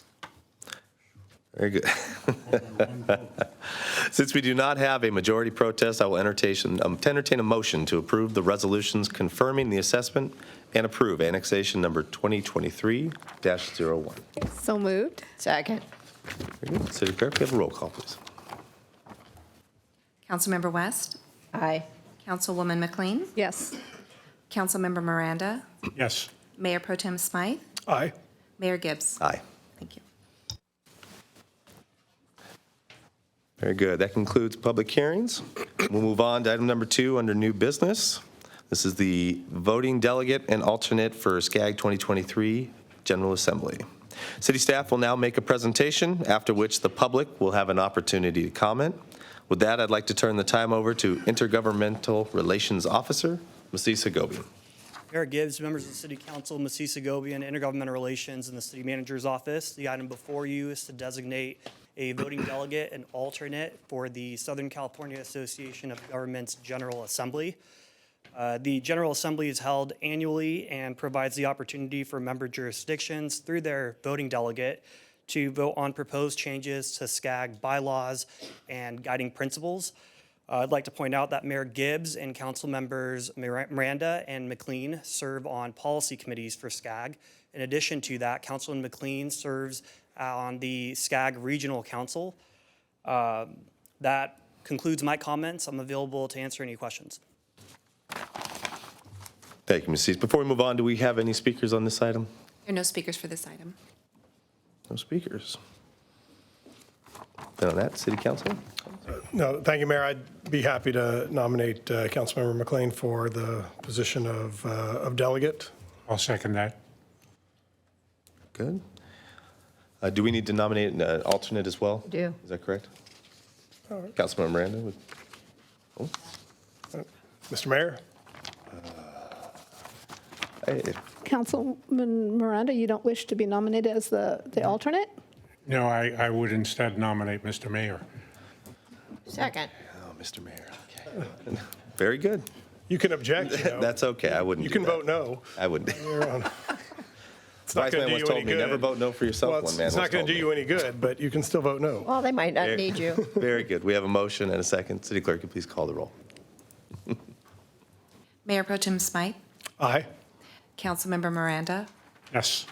Councilmember West, Aye. Councilwoman McLean, Yes. Mayor Gibbs. Aye. Very good. All right, thank you very much. We will move on to new business item number 3. The consideration of a contribution to Henry Mayo Newhall Hospital's Building for Your Health capital campaign. City staff will now make a presentation, after which the public will have an opportunity to comment. With that, I'd like to turn the time over to Michael Villegas, Assistant to the City Manager. Michael. Good evening, Mayor Gibbs, members of City Council. Michael Villegas, Assistant to the City Manager in the City Manager's Office. The item before you this evening is a discussion based on a request made by Henry Mayo Newhall Hospital for a contribution to its Building for Your Health capital campaign. Established in 1975, Henry Mayo Newhall Hospital is a 356-bed, not-for-profit community hospital and trauma center.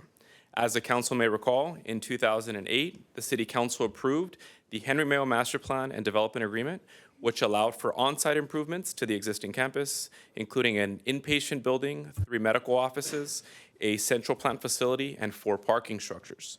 In 2016, the City Council approved the creation of a specific plan for the Henry Mayo campus, which included approvals for a zone change, an expansion to the existing campus, and various other amendments. Since those approvals, the first facility, a new inpatient building, was completed and opened in late 2019. Most recently, in 2021, the City Council approved further updates that would make the Henry Mayo campus consistent with state laws and allow for additional facilities and amendments. At this time, the hospital is focused on completing the build-out of the tower's first floor, which includes a new surgical center. To aid in this effort, the hospital has requested the city to consider a $2 million pledge, which can be paid in one lump sum or over the course of 4 years. The requested funding would help replace suites that are over 40 years old and provide critical services for the residents of Santa Clarita Valley for years to come. In appreciation of the city's support, Henry Mayo has offered to work with the city to create a suitable recognition in the surgical center's waiting area. With that, the recommended action is for the City Council to discuss the request made by Henry Mayo and provide direction to city staff. This concludes my presentation. I'm available to answer any questions that you may have. Great. Thank you, Michael. Before we move on, do we have any speakers on this item? Very good. Thank you. Okay, first up tonight is Alan Ferdman, followed by Steve Petzold, followed by Tony Maldonado.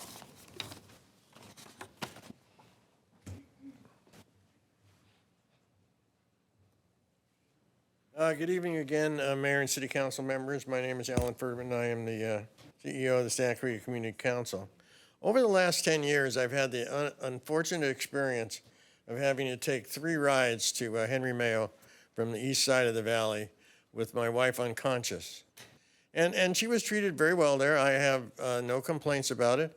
I thought they did an excellent job, and she ended up having to go and be treated at Kaiser and Panorama City, Kaiser at Sunset.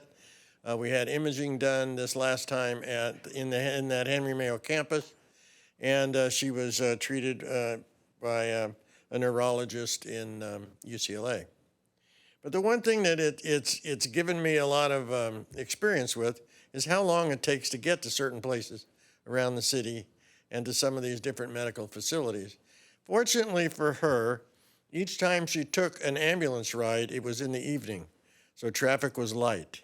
But if I go in the middle of the day and I try to get from my house, which is at Soledad and White's, to Henry Mayo, I can actually get to Kaiser Panorama City faster.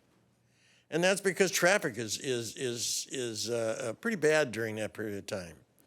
And as the city gets larger and expands more, it's only going to get worse.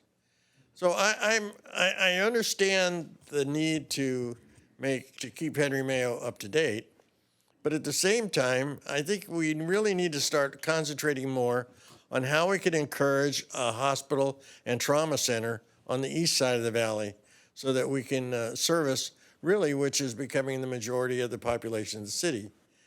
And in each case, what we've done so far is we've allowed Henry Mayo to build in excess of our normal standards. They are allowed to put more facilities in a smaller location. We've continued to give them financial aid. And I'd kind of like to see us and switch to looking at ways that we could financially entice another hospital on the east side of the valley. And it's very possible that it's not going to be too much longer for Kaiser. You know, they're just building an outpatient surgery center and no longer going to be leasing from where they were. And so their patient base may get large enough to accommodate that as well. And I'm not just suggesting they're the only people to look at, but let's see if we can get some more services on the east end of the valley rather than just continuing to build at Henry Mayo in the west. Thank you. Thank you. Next is Steve Petzold, followed by Tony Maldonado, followed by Elaine and Mika.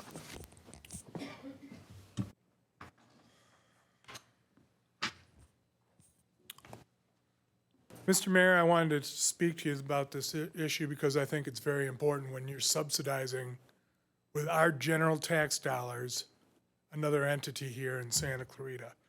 What I've heard from people inside Henry Mayo is that there really isn't a demand at this time for additional surgical rooms there.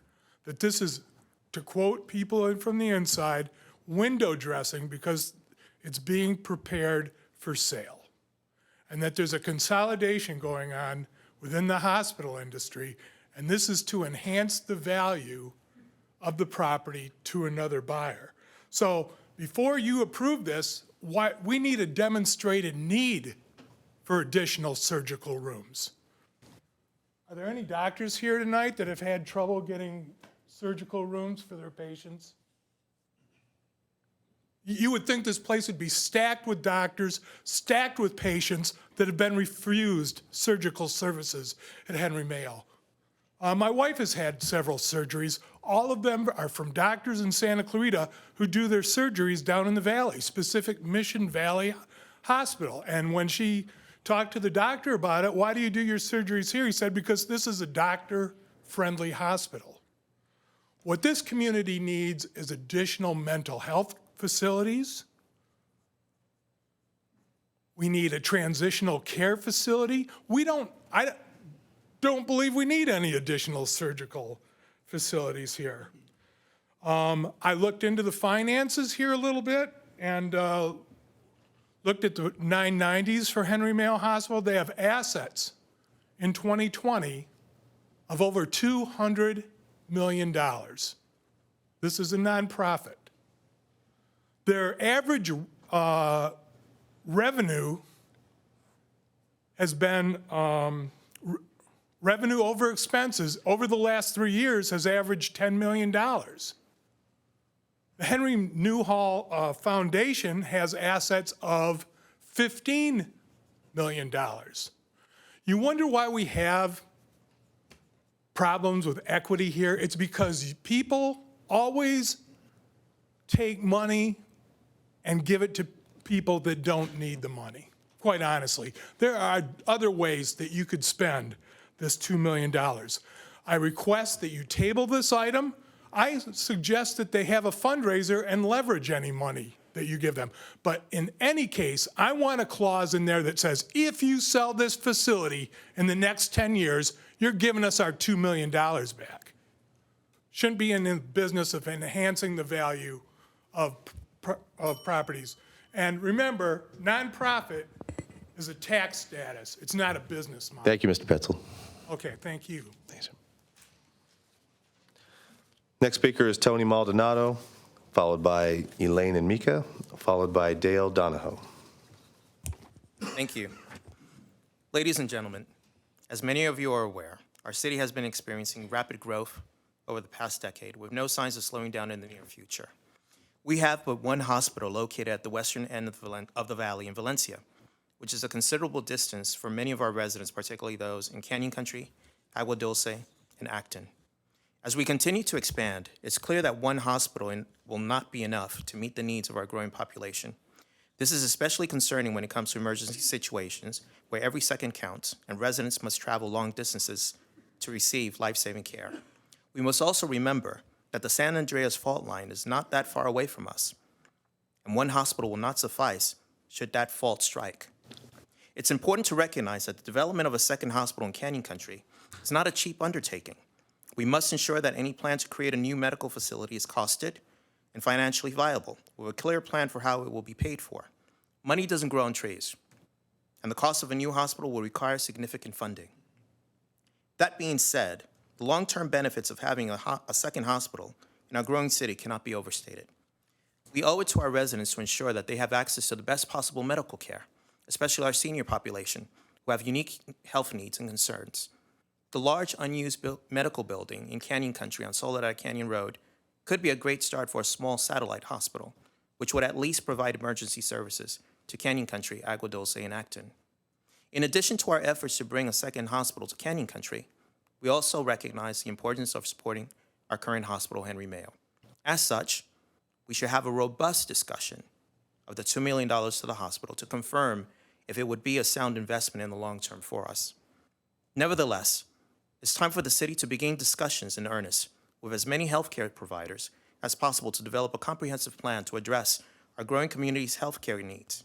So let's work together to make sure our residents throughout the entire valley have access to quality medical care they deserve. Thank you. Thank you. Elaine and Mika, followed by Dale Donahoe, followed by Marley Loffer.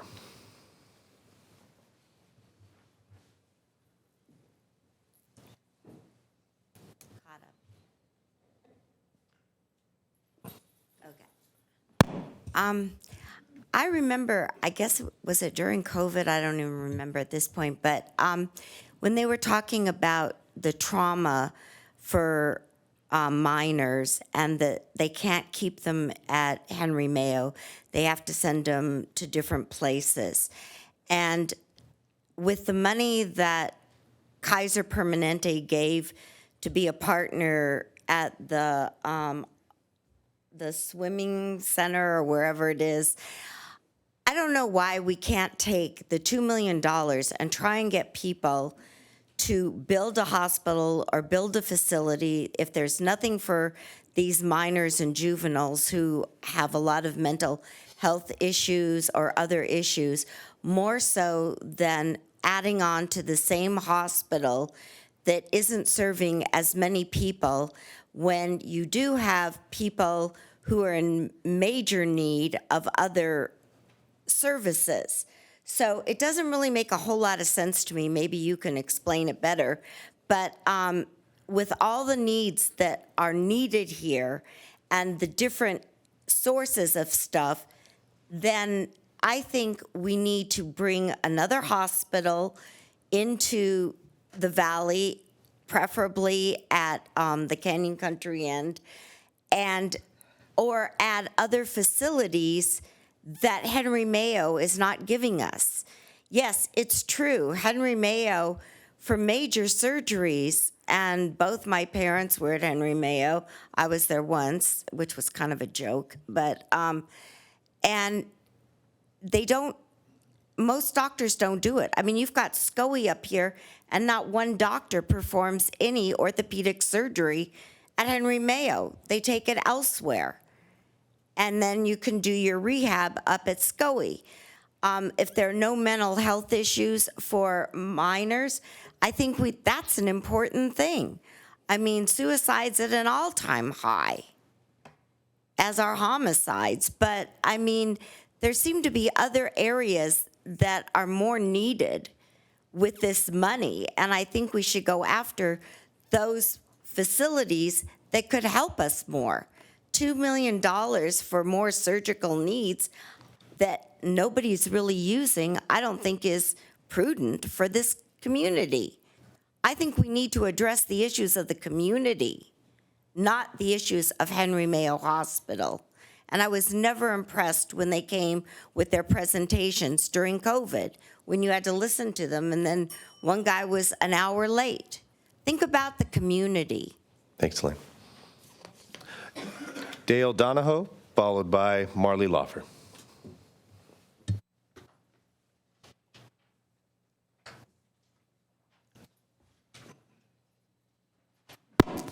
Mayor Gibbs, esteemed council members, Dale Donahoe. I've lived here my entire life, lived and/or worked here my entire life.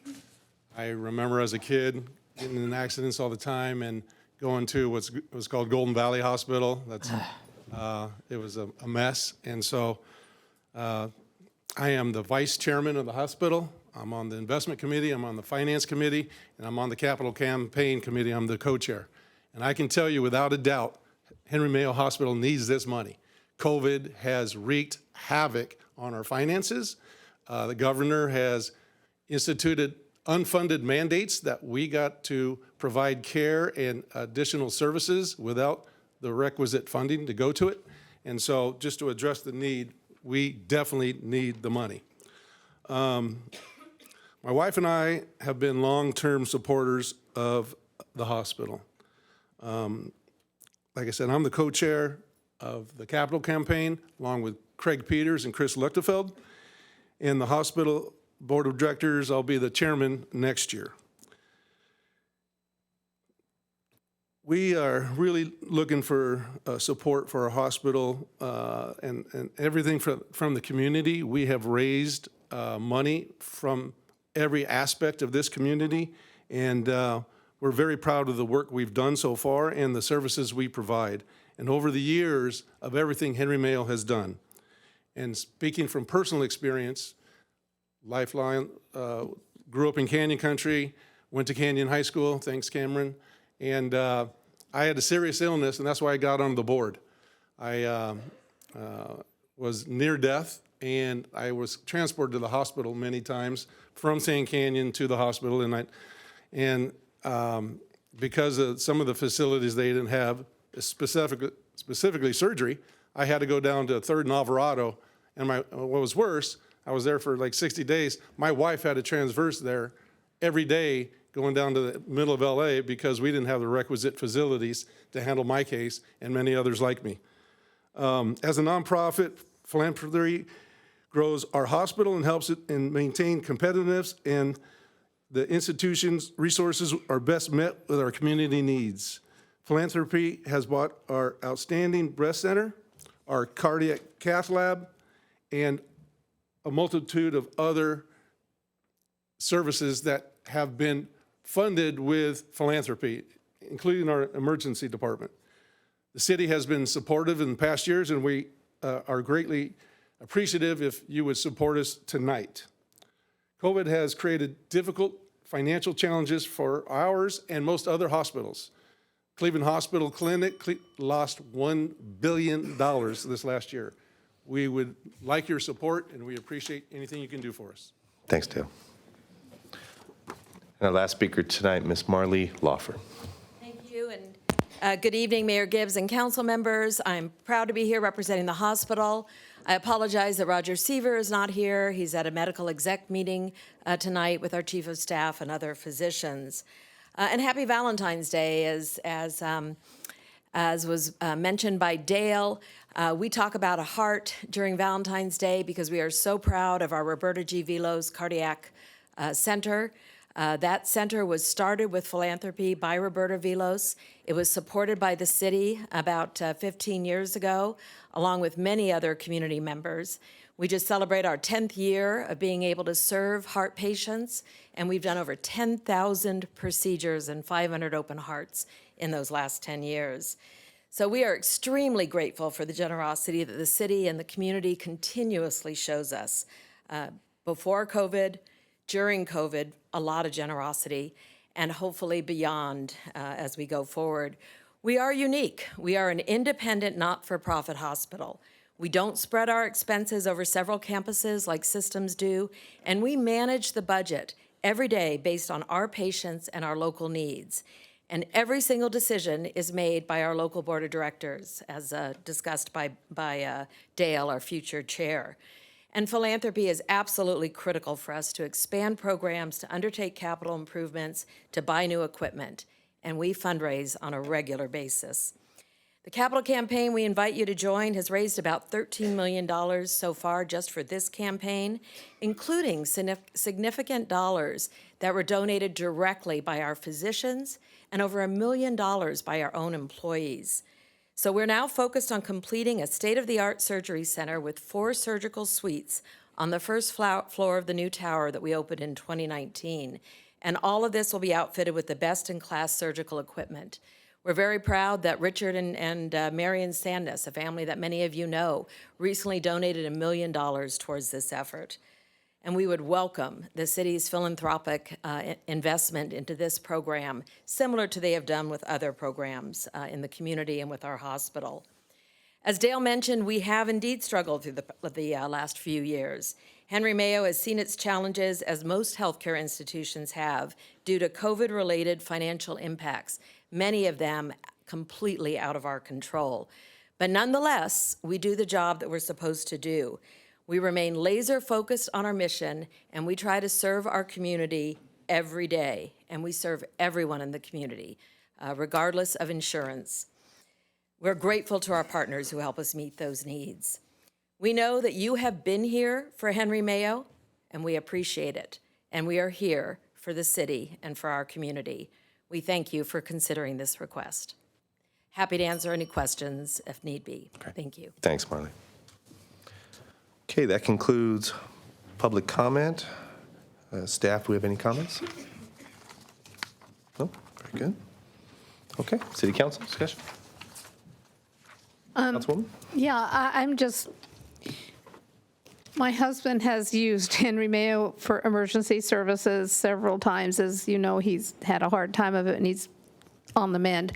But I'm just wondering, I think I read that some of this money is going toward additional rooms, which I feel, no? Yeah, no, please. I thought I read in the, that was one of the things. So our capital campaign, Building for Your Health, is what is building the new patient tower, and the surgery center is the last part of that. So yes, you are correct in that the new tower replaced some of the older double and triple rooms in the main hospital into private patient rooms in the new tower.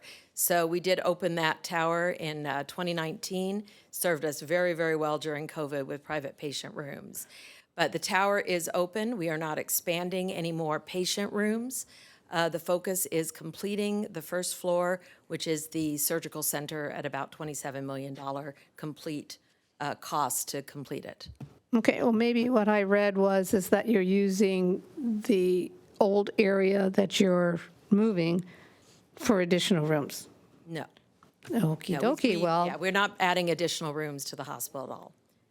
Okay, that's really weird. I'll have to look at the language and see where I We saw are that. building new surgical suites to replace the surgical suites in the old. No. I get that. Okay. Are you planning to sell? No.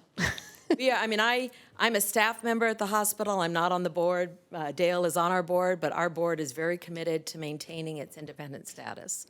Okay, and I'm just wondering, could we put the language in there? If you do sell, we get the money back? You know, I'm certain we can have all those discussions. Again, we are not for profit. We have grown for 45 years, almost 48 years, through philanthropy in the community. Many investors, local community members, many of you sitting on the dais, have contributed dollars to the hospital over the years. The city has been a contributor over the years. So that's certainly something if you wish to discuss. But again, we accept philanthropic donations from a wide variety of the community and have for years and will for years to come. That's how we grow. Okay. How in the future would you then be able to expand emergency services at all? I mean, does this? Right. We know we need to at some point in time. We are often at capacity in our emergency rooms, particularly post-COVID. We are seeing both increased acuity of patients and more people coming in because honestly, I think people delayed a lot of their health care during COVID and they're feeling the impacts now. So our numbers have been higher in the emergency room. That will probably be one of our next capital campaigns. And then of course, as what normally we do is we fund expansion through philanthropy as a part of it, through operating profits. What's left over as a not-for-profit goes back into investment into our programs or expansions or new equipment, or we have done bond financing on our property at our cost over the years. So we are aware that the emergency room is an area that we need to look at in the future. Right. And I don't want to put you on the spot, but many people say, well, why doesn't the city have a hospital on the city doesn't build a hospital? Why does not another hospital come into? How difficult is it to have a hospital, another hospital? It's very difficult, and that's why there is not another one. 5 years. We would not be opposed to another hospital trying to come into the valley. That's not, competition is good. Certainly not everybody in the Santa Clarita Valley is served by Henry Mayo. We have a lot of people that go to Kaiser facilities that make that choice or may choose to go to other areas, outside of the Santa Clarita Valley. But to build a hospital, and I'm, again, not the absolute expert on it, but it is roughly, the industry says it's about $2 million a bed to build a new hospital. In some states, they build standalone emergency rooms. We think that would be a fabulous idea and would be interested in looking at doing something like that, but California does not allow that. So to build an emergency room, you also have to have an intensive care unit and the MRIs and the CT scan, all the different things that go into basically a full-service hospital. So we own the land here on this side of town, and that is where we are trying to do the best we can to serve the entire Santa Clarita Valley. Right. No, thank you for that information, because sometimes people, they say build another hospital, but it's not. It's not easy. Not as easy as building one. So thank you very much. Very good. Councilwoman? Okay. Well, I can remember, like Dale, when there wasn't a Henry Mayo Hospital and people died. It's just that simple. And you can't, as Ms. Loffer pointed out, you can't just build an emergency center. My understanding is the state controls the building of hospitals and permitting of hospitals, not the city of Santa Clarita. And I agree that if a hospital wanted to come, that would be a great thing, but it can take 20 years to go through a state process. You got to prove it. The one thing that's really important is that right here in a geographically isolated community, we have a hospital that you can get to. It's a trauma care center. It's a community nonprofit. It is heavily supported over many, many years by our community. And we have a Roberta Verlos Center, Cath Lab, we have the Cardiac Center, we have a NICU, we have a STEMI unit, the neonatal, Keck Medical came. There have been so many things that have come just in the last 10 years. And it is remarkable. And I'm very not fond of hospitals. I never want to go to one, ever. But when I did have to go, they saved my life. So I really was glad that I didn't have to be transported over the hill. And truly, if you need a specific kind of medical, it's great that you can get there. But in the meantime, to save your life, you need to be treated right here, right now in Santa Clarita. And nothing we could say or do tonight is going to make another hospital happen soon. Anything that starts is going to take decades. And that's the truth of the matter. I mean, it's one of the most complicated things that you do in the state of California. So I'm very happy with the progress they've made. Everything they promised the city they would do and are planning, they've done it. And I know that over the next some years, as they increase surgical centers, they're going to need up to $8 to $10 million just in medical equipment. And I did get the chance to talk to some of the experts over the hospital months and months ago about all the different things they were doing, managing cancer here and things that you don't have to go to the Valley for. Before they made some of the improvements in the hospital, you had to take your preemie baby away to a different area. Not now. And the STEMI units come in. Now you have the ability to be treated right here for heart attack.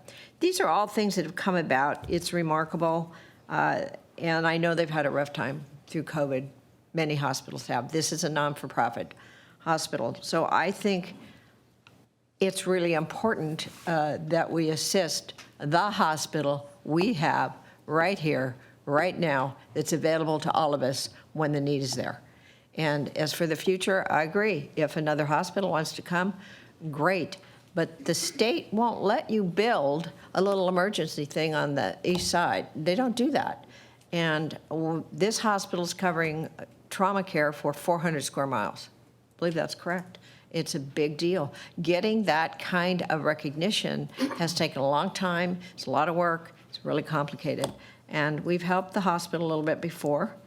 I think that there's a lot of ways you have to word this. I'm sure the city attorney would guide that to where you word this so that it works for the city. And so if we give them $2 million over some years, I think it's worth to every single person's health and less anxiety to have the resources for the best possible care you can get right here. Because if there's a major earthquake, you're not getting over the hill. You can't even get out of the valley. And that's the truth. And we've seen it before. So we become very needful of each other and what we have right here, right now. And there's nobody that knows that better than the Emergency Operations Center in the city of Santa Clarita. We know exactly what happens, and we know what resources we have, and we have a great resource there. And so you don't wait until there's a problem and you go, oh, I wish I'd have done that. We need to make those decisions now. You need to plan. This is something that's needed. And they're going to continue to fundraise. They're going to continue to get donations. And it's our job to also look to the benefit to every single person in this valley for caring for their medical. So I support doing it. Good. Thank you. Mayor Pro Tem. No, thank you, Mayor. And I won't, I think both council members that have already spoken have hit most of the points that I was going to make. And, Councilmember West, commented on, the lack of lack of an EQ. And, I'm a family that was impacted by that. My middle child was, had to be, an emergency delivery, and it was determined that he needed to be transported to a NICU, and we didn't have one yet. Now that is not the case, and now parents and moms and children don't have to be separated. Again, in my case, because of the nature of the procedure, my wife had to stay at Henry Mayo while my son had to be transferred down to Valley Press. And again, not having to do that, other families don't have to do that anymore. And again, the expanded services in the ER. Again, we're playing the memory game, and although I was, my family resided here in Santa Clarita, again, they didn't want me born at Golden Valley Medical Center, and so off we went down to to Huntington Memorial in Pasadena. But so again, but that doesn't have to happen anymore, and and so I would concur that. Whether a new facility is going to, is on the horizon, again, whether it be a Kaiser or others, that doesn't help us in the immediate. And the more that we can, as a community, support our community hospital, which I believe the board members are all local community members as well, who have their own experiences with the hospital. That's very unique. That you don't see that in other communities, and so I would support again moving forward with the recommendation. I think I am more comfortable with a an annual give as opposed to a one-time gift this year. So to phase it in, again, defer to the council, but I think I'm comfortable with $500,000 over a 4-year period, as opposed to just a one-time contribution. And so again, happy to hear what the rest of the council thinks, but I think we should move forward with this. Because the need is there, and I think the track record of responsibility is there from the board of the hospital. Good. Thank you, Mayor Pro Tem. Councilmember Miranda. Thank you, Mayor. Some of the strongest supporters of the hospital are on the city council right now, not just because we're on the council, but we've been supportive of the hospital, many of us way before we were on the council. So the issue of supporting the hospital is a no-brainer for me. That's a no. Yes, we want to support the hospital as much as we possibly can. However, that's a big number you're asking for. It's a very big number. And I would like to see some of that number go to mental wellness, go to victims of PTSD. And if I vote to give you $2 million, then I got to come to another council meeting and ask for some money to help the victims of PTSD, to help the victims of mental illness. There won't be any money to give them. Please. If I could just, I appreciate that. Excuse me, Councilman Miranda. I will like to note that our fundraising is continuous. That is a large part of our efforts as not-for-profit. We have just submitted an application for a grant for a crisis stabilization unit on campus. It's a state grant. We're actually submitting for 2 of those. We do have a behavioral health unit that we fund. So we will, I appreciate what you're saying, but I want you to know that we are constantly looking at ways to leverage the growth in our hospital with support from other grants, from community members, from organizations, et cetera. So mental health is certainly something that we're very much aware of. And I think a crisis stabilization or empath unit could be something that could be helpful. And again, we're pursuing grants for that. Thank you very much. Yeah. Councilwoman. I just wanted to mention one more thing.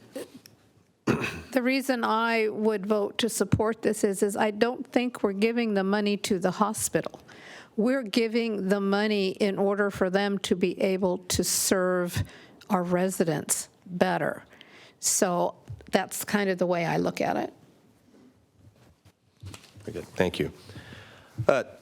Council, the only comment I'll make is Mayor Pro Tem Smythe kind of hit it. He talked about that new generation that doesn't need to take their newborns out of the valley and away from their moms if something happens. And I've mentioned it here before. Our daughter was whisked away to the NICU, and you don't realize as a young parent being able to go down the hall now and see your baby and not have to travel out of the valley to do it. So I'm grateful for what the hospital has done.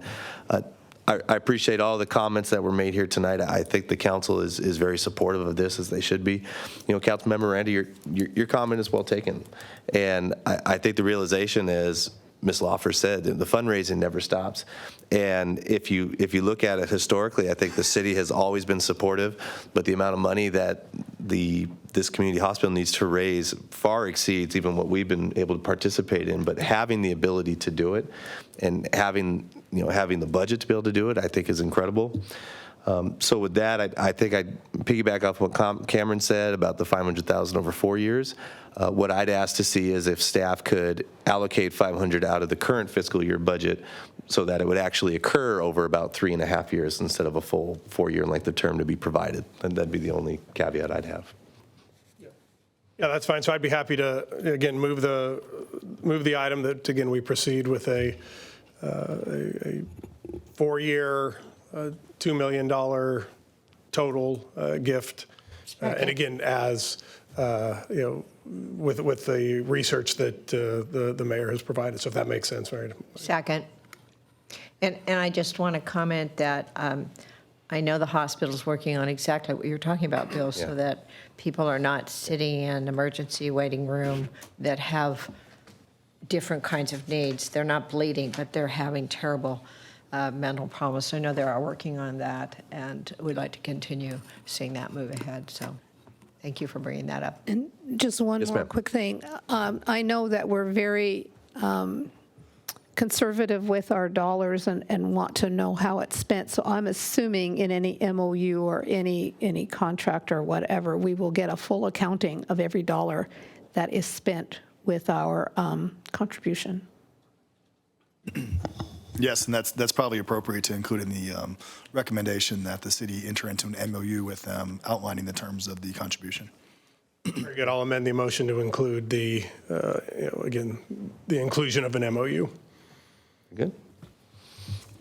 Very good. So we have a motion and a second from Councilmember West. City Clerk, please call the roll. Councilmember Miranda? Yes. Mayor Pro Tem Smythe? Aye. Councilwoman McLean? Yes. Councilmember West? Aye. Mayor Gibbs? Aye. All right. Thank you, Council. Okay. Moving on to new business item number 4, approval of the property acquisition and lease agreement for the YMCA building. City staff will now make a presentation, after which the public will have an opportunity to comment. With that, I'd like to turn the time over to Ms. Nelson. Is that correct? Correct. There it is. Perfect. Thank you to make our presentation. Thank you. Good evening, Mayor Gibbs and members of the City Council. I'm Susan Nelson, Parks Planning and Open Space Manager in Neighborhood Services. The purpose of this evening's item is to receive council authorization to accept a donation of the YMCA building and approve the amended land lease agreement with the Valencia Summit Homeowners Association.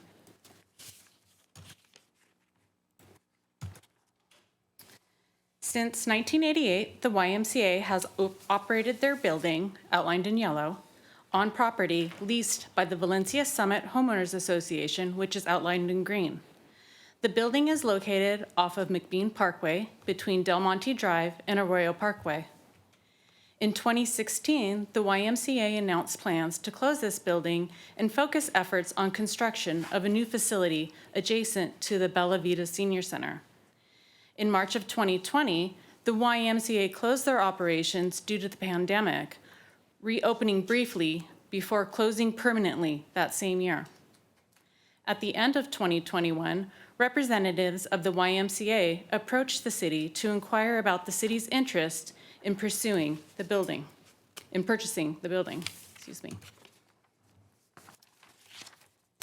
The 12,000 square foot facility's current configuration includes offices, a childcare classroom, a dance room, exercise rooms, locker rooms, and restrooms.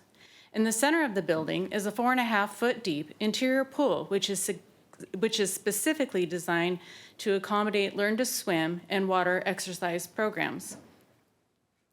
The YMCA has a $0 50-year lease with the HOA for the use of the property where the building is located, which began in 1986.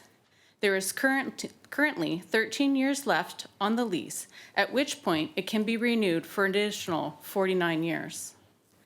The approximately 1-acre land lease stipulates that the premises are to be used only for supervised recreation and activity and programs for the public, such as swim lessons, exercise classes, childcare, educational seminars, arts and craft classes, and community meetings.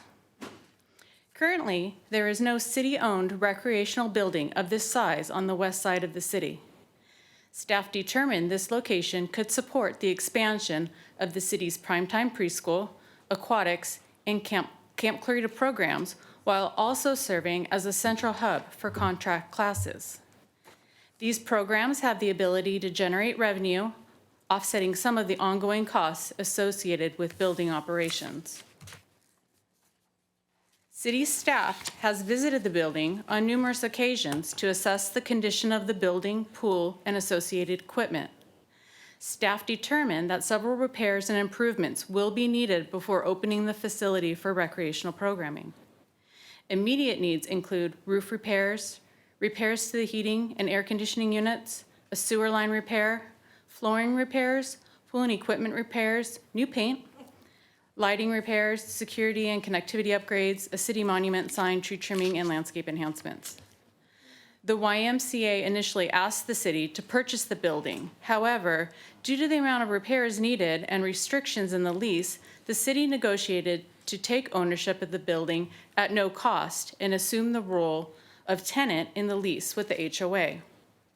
Initial repair needs are estimated at approximately $1 million and will be brought to City Council for consideration as part of the capital budget process for fiscal year 2023-24. If approved, repairs are estimated to take 6 to 9 months. Therefore, staff is aiming to open the facility for programming in the spring of 2024.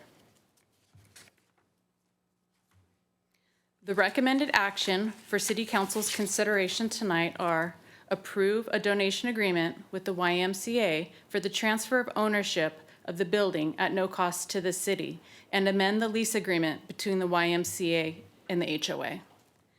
This concludes my presentation, and I, along with recreation staff and staff from the YMCA, are available for any questions. Great. Thank you. Before we move on to clerk, do we have any speakers on this item? Very good. Thank you. Okay, our first speaker will be Steve Petzold, followed by Diane Zimmerman.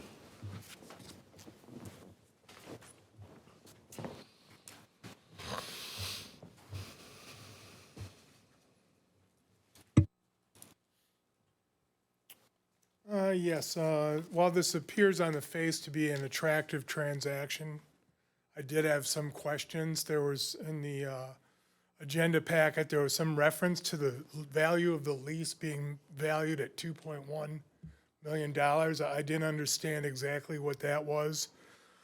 Are the tennis courts, do those belong to the city, or are those part of the YMCA? I don't have the answer to that question. I can see the pickleballers showing up here and saying they want them converted to pickleball. I took a look at the property profile.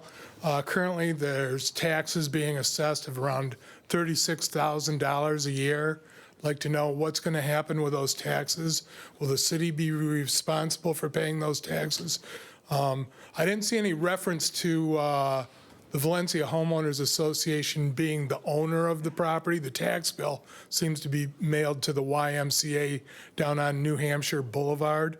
I am concerned about its proximity to whatever that facility is next door. It's a big tank and bunch of dirt, so I've never known. Is that a water storage facility? Is hazardous waste stored there? Could there be noxious chemicals released? Is it appropriate to have that in close proximity to the property? So I have a lot of questions about this, and I think that those deserve to be addressed by staff before you move forward on this. I think that's everything I had. Thank you. Okay. Thanks, Steve.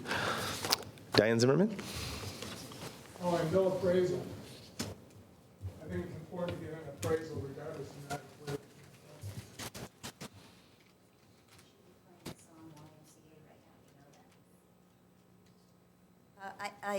I only have like just a minute or so. I just am new to this. All I know is generations and generations of young men have gone, and people that aren't Christian have gone to this Young Men's Christian Association and really, really need it. And I'm just wondering if I'm really green on this. So what I'm saying is there any way to work with the YMCA to keep a YMCA there where you put some money to help them out versus whatever it is you guys have up your sleeves, which I don't know, and you may not know yet either. I'm not positive. So I just want you to think about it and think about all the good things and wonderful things that have happened for decades, and the people that have gone there for help. That I could probably go out and get you 50 people right now who have gone through the YMCA when they in their times of need and have been helped, and they didn't have to be Christian. But unfortunately, fortunately, they had to be men or boys, and I don't see anything wrong with them having their own place. I kind of like the idea of the man and the woman. So I think a place for boys and men is wonderful, and it should be kept available. I don't know if that's possible, but I'd like you to put it on hold too, just for more investigation. That's it. Thanks. And happy Valentine's. Very good. That concludes our public speakers. Staff, any comments? Okay, I'll now turn it over to council comment. I think it's pretty well spelled out. The intent is to use the building as well for continued use, for similar to just transfer some city programs to that, right? Because I know that, again, for our we lack those larger spaces. Old Orchard Park is certainly not sufficient, and Meadows and others just doesn't quite have the space that this would have, right? So I think we have a pretty good idea, and the tennis courts are not part of the YMCA, and that is, we're only acquiring the building, right? Tennis courts are already ours. Yep. Yep, thank you. So no, I'm comfortable. Just when appropriate, I'm happy to move the item. Good. Thanks, Cameron. All right. Councilman Miranda. Yeah, thank you, Mayor. The question I have is the extension, 49-year extension. Is that our option, the city's option? Okay, then I'm good. Very good. Is that a motion? Yep. Good motion. Happy to move it. Second. Very good. We have a motion and a second. And then just one question for me, City Manager, the value that was mentioned, the $2.1 million, was that what the YMCA had appraised it at? And then through discussion, we saw needs for capital improvement, and that's what negotiated us for just a transfer? Is it? Yes, the building was deemed worth $2.1 million. 2.1, okay. Very good. I'd just like to say that anytime the city is able to enhance facilities to help our youth and those that need to be augmented in their life through recreational programs and care programs, that it's viable and it's very sustainable for our families. So it's a win-win. Thank you, Councilwoman. Yeah, I know staff's been working hard on this for a while, and it's great to see this come forward. So we have a motion and a second. City Clerk, you call the roll, please. Councilwoman McLean? Yes. Councilmember West? Aye. Mayor Pro Tem Smythe? Aye. Councilmember Miranda? Yes. Mayor Gibbs? Aye. Very good. With that, we will move on to new business item number 5, the proposed 2023 Los Angeles County Weed Abatement and Brush Clearance Program. City staff will now make a presentation, after which the public will have an opportunity to comment. With that, I would like to turn time over and bring him back, Mr. Michael Villegas, Assistant to the City Manager. Take it away, sir.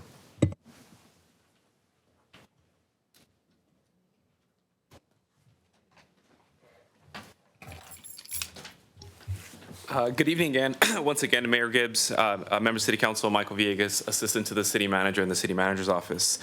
The item before you this evening is to discuss the proposed 2023 Los Angeles County Weed Abatement and Brush Clearance Program.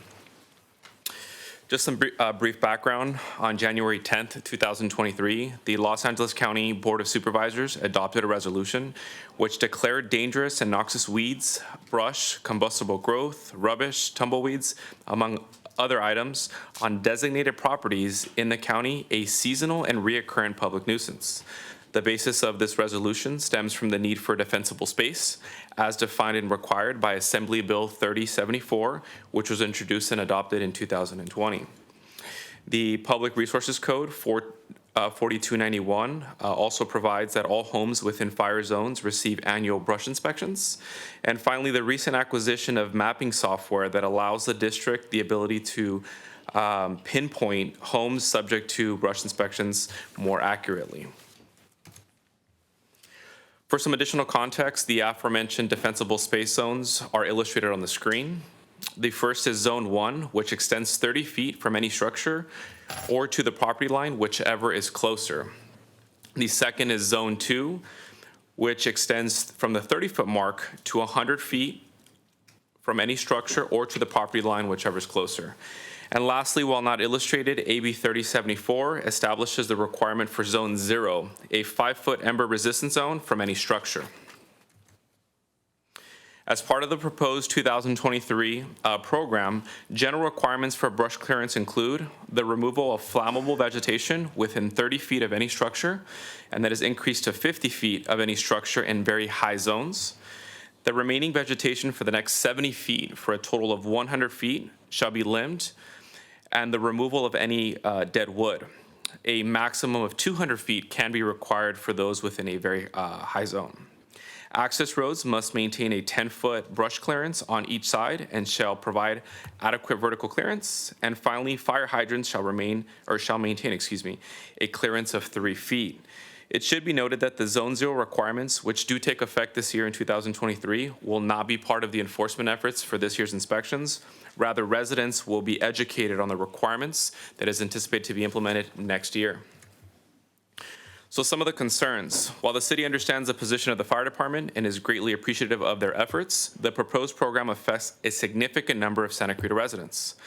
Based on the information shared by the Los Angeles County Fire Department, for decades, up until 2021, the number of homes that were subject to brush inspections averaged approximately 2,800 homes annually. In 2022, the number of inspections rose to approximately 10,800, and this year that number is expected to increase to 22,900 homes in Santa Clarita alone. The reason for this is that a good portion of the Santa Clarita properties fall within the high and very high hazard severity zones as defined by CAL FIRE. So just really quickly as a point of reference, I wanted to pull up the map of CAL FIRE. As you can see here, basically anything in red, pink, and orange, which outlines a northern section of Valencia, almost all of the northern section of what is Saugus, including a lot of the new developments, Skyline Ranch, Five Knolls, and then a good portion of the east side of the city, which is Canyon Country, and then a good portion of the center, southern, kind of eastern side of the city. So the point here is that most of the city almost falls within the zone, which does include a lot of very populated areas, a lot of existing communities and schools, which include single-family homes, townhomes, condominiums that are surrounded by major thoroughfares, plazas, among other city amenities. Michael, just a quick question. Just so I'm clear, like north and south of Magic Mountain Parkway there, where it's not red and it's kind of a green, what would be the zone designation for that? This here is not designated as very high. Thank you. Yeah. So as I mentioned, these areas that include existing communities and things like that are being included in the program, which staff does not believe should necessarily be included. Areas and communities of the city that are much more rural and away from developed areas, schools, and major thoroughfares would be more appropriate for this type of program.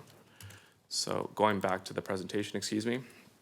In addition to this, the cost of the inspection is $100 for calendar year 2023, which will be included in the property owner's tax bill in 2024. It is anticipated that that fee will increase to $151 in calendar year 2024, which will be included in the property owner's 2025 tax bill. It's also important to note prior to 2021, the County of Los Angeles did not impose a fee for brush inspections. In addition to this, should a property owner be non-compliant, which is defined as not making the necessary corrections after a second official notice, the property would then be abated on the property owner's behalf, and an additional $908 fee could be added to the tax roll. Further, if non-compliant, the property owner could be subject to a $500 administrative fee in addition to the inspection and abatement fees. And then lastly, the final concern is that there is no ability for residents to opt in or out, especially those, as previously mentioned, that lived in well-developed communities, own townhomes and condominiums, which pose somewhat of a lower risk to fire potential. Residents with concerns will have the opportunity to share their concerns tomorrow at the ACWM's headquarters in Arcadia, and then on Thursday in the Antelope Valley.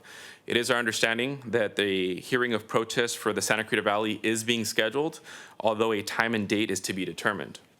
Once the hearings of protests are completed, the program's public hearing will be held on March 14th in front of the Board of Supervisors.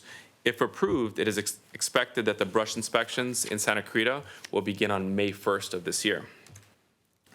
So with that, the recommended action for the City Council is to discuss the proposed LA County Weed Abatement and Brush Clearance Program for calendar year 2023 and provide direction to staff. This concludes my presentation. Myself and Acting Assistant Fire Chief Pat Spriegel are available to answer any questions that you may have. Great. Thank you, Michael. Before we move on, do we have any speakers on this item? Thanks, Mary.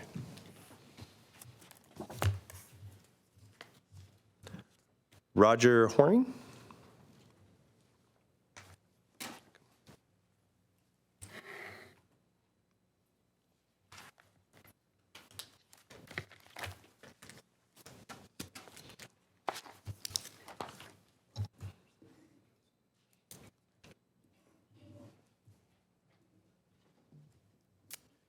Good evening, council members, and just wanted to bring some attention to this weed abatement process, and I appreciate maybe being able to take a look at the presentation in detail. This is the first time I've seen it, so I'd be grateful to be able to see it in detail. I'm going to read something to you. I passed out something I wrote back in 2013, and I passed on to a few of the council members back then, but I'm just going to read an excerpt of it. It's about the association with our canyons and the water, and as well as the vegetation that occurs in our valley. So I'm going to read the third paragraph here, and then I'll just make a few comments. Historically, groundwater resources were preserved because development in the valley was limited. When major development occurred in the Santa Clarita Valley between the 1980s and 2010 or so, so did the increase in water use. With more water use came more trees and landscape, and slowly a subtle change in our valley's microclimate took place. The once dry, arid, and dusty floor of our valley became an oasis of green and with some humidity. Of course, the negative side of community development is that it brings more pavement, the heat island effect, more traffic, and certainly more use of water. On the positive side, development provides us large landscapes and trees that can shade us on a hot summer day, and a sense of peace when you strolled through Veterans Park in downtown Newhall, listening to the calming sound of the water fountain. We also realize how fortunate we are to when we have development that provides so many excellent parks, abundant grass fields for all of those to walk and play on. Indeed, the current availability of water in this valley is one of the greatest natural resources it possesses.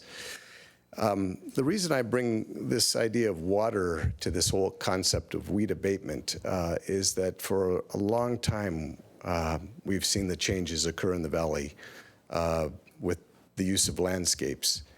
And with that comes a cost of managing trees.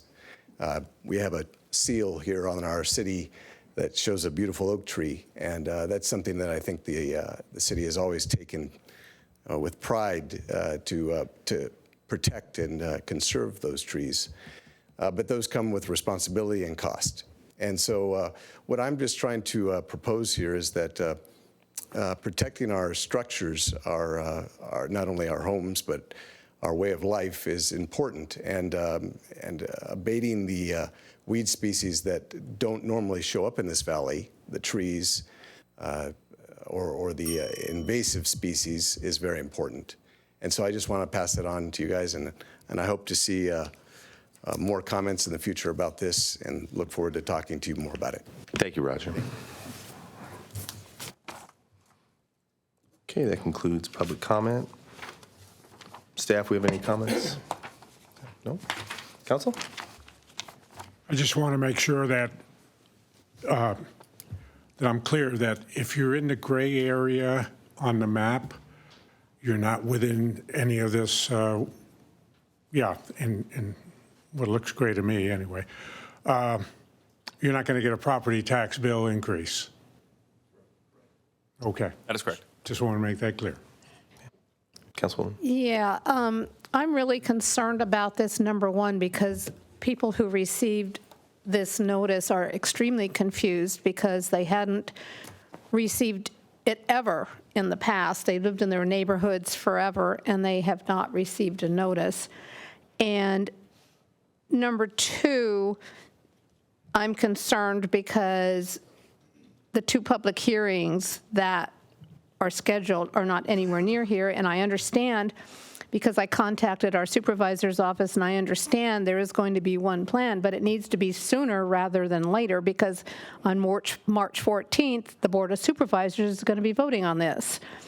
I understand there are new maps coming out, and I would hope that those would take into consideration areas that are condos and not anywhere near any fire hazard areas. And I'm just wondering whether anyone who is not in the red zone but received a notice, how do they get exempt from this $100 exemption?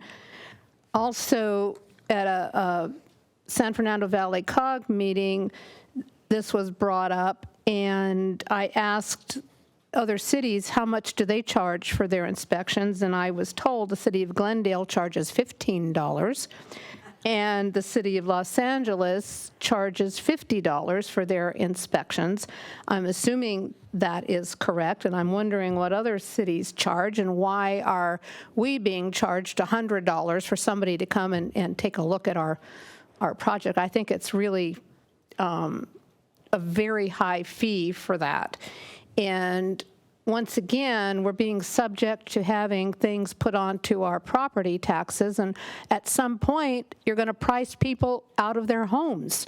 We already pay huge fire fees, and we voted to increase them, but why stick another $100 or $150 onto property taxes? Sorry, guys, but if you want to get up and answer, that would be fine.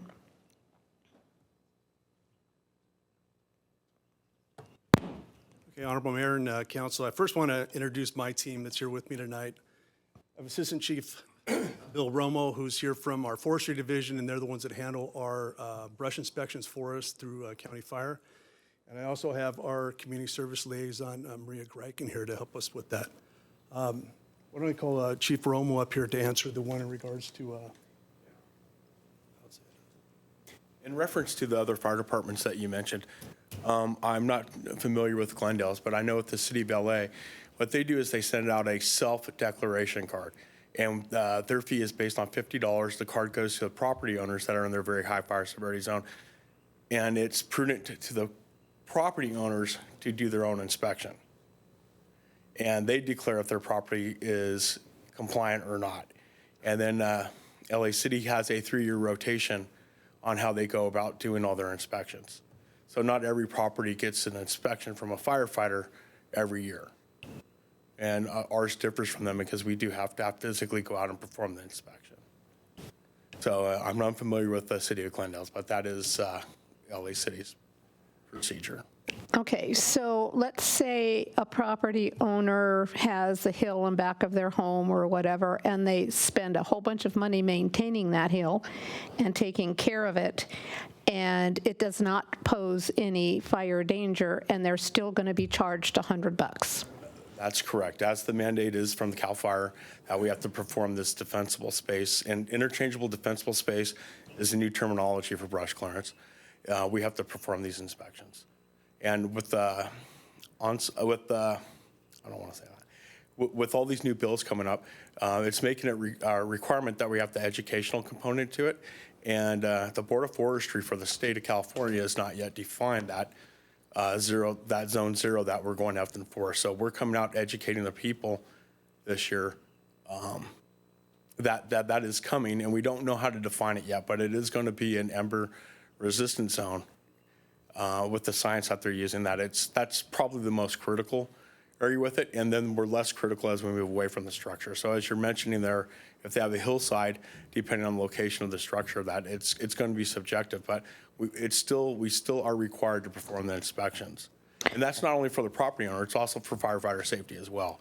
We're concerned about deploying a firefighter to an area that is not defensible when it could have been avoided, and possible loss of life and the property, of course. Okay, so I guess that takes me back to my other question with if somebody got a notice, but they're not, they should not be subject to this because they're not in a, it's not a problem. That's what these public hearings are for. So what we do at these public hearings are, if people believe that they are not, what the criteria is this year is that you're in the very high fire severity zone or the high fire severity zone, and you're a single family residence. So that's what, if a property owner thinks that they are not in a very high fire severity zone, they'll come to this public hearing, and we have our maps there, and we'll have staff there to determine whether they are in it or not. If it's deemed that they are not within the very high fire severity zone, then we will remove them from the list that goes to the Board of Supervisors. Well, you've got the whole Santa Clarita Valley in a high fire zone, so obviously we're going to get dinged. It is right, and an educational component of that is CAL FIRE did go through and amend the very high fire severity zones in all the state areas. So that just happened, and they had a hearing up here, I want to say about 3 weeks ago, for the public to come and make comment on. Well, it would be nice if the public knew about it. Yeah, no, it was posted. CAL FIRE had it posted.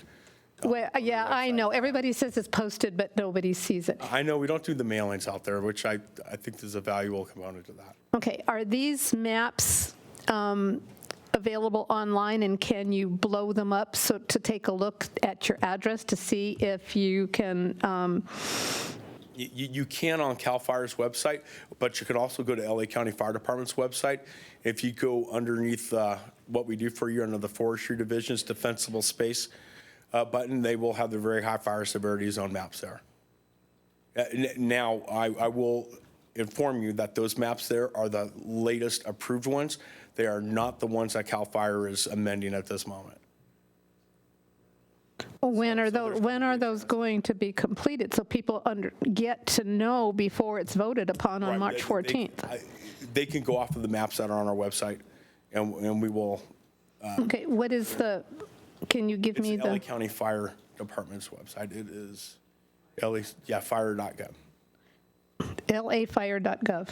No, fire. Fire.lacounty.gov. And it's going to be under defensible space. And so who sets the meeting out here? So that's new to me. I'm aware that we have to set a meeting up, so we're going to have to Chief Springle's going to have to make contact to do that. We're also going to have to get county agriculture to be on it because they're the ones who referee the meetings. So we're going to have to bring them on board as well. Okay, and are you going to send a notice of any notice out here to everyone who received one of those fire notices so that they understand that they can come and speak to you? How are you, in other words, if you put a notice in a newspaper, that's not sufficient. Okay, understood. Understood, yes. I am not positive of that yet. I'll have to confirm that, but I understand that they're important to have it sent to the residences. Well, that's great, but I'd like some kind of guarantee that people who received this notice are going to understand that they can come out here and if they have a problem, speak to it before they're charged. Understood. I'm going to have to move that up to our executive staff and make them aware of it. Okay, well, maybe our I've been able to give you that. city manager Right, can and I make think- sure that this happens? Right, I think just, that's kind of where I stand is with, Councilmember McLean on the, just ensuring that the residents have, an understanding that, that there is a hearing and an opportunity to get their questions answered. Because as we know, the first time most people are going to hear about this is when they open up their next tax bill, and that's going to be hit. And when you see the number, how it outlined jumping from 2,300 to 23,000 in a year, I mean that is and astronomical jump. And so once we get a date set, here in Santa Clarita, I would like, our staff to do what we can to get the word out as well to ensure that that residents are getting the information about this, because we know when they get their tax bill, they're going to, the first stop they're going to, that they're going to make is here. And we want to make sure that there's as much opportunity for education and communication for our residents, because again, like I said, that is a huge jump in affected residences that, in a one-year span. So again, I don't think any of us dispute and recognize the need for it and the abatement, and I think our residents, certainly understand that, living here. But again, I don't think too many folks are aware of the increase that's coming to their tax bill, this year, and then if it's going to jump up, 50% in '24 as well. So I would just urge that we do everything we can to get that, get a community event or hearing, meeting, whatever you want to call it, scheduled so that that our residents can get informed. So. And we'll assure that's communicated back to the city. Yeah, no, thank you very much. Thank you. Yeah. Thanks, Chief. Councilmember West? Yes. So everybody that's in that darker pink or orange color is going to get a notice that they owe $100 for an inspection. Correct, and they will receive an inspection this year. Okay, and that includes every little condominium and townhouse house unit? Single-family dwellings this year, and then most likely next year it'll be added with the multifamily dwellings. And most of what you're going to call multifamily, they don't have fire hazard.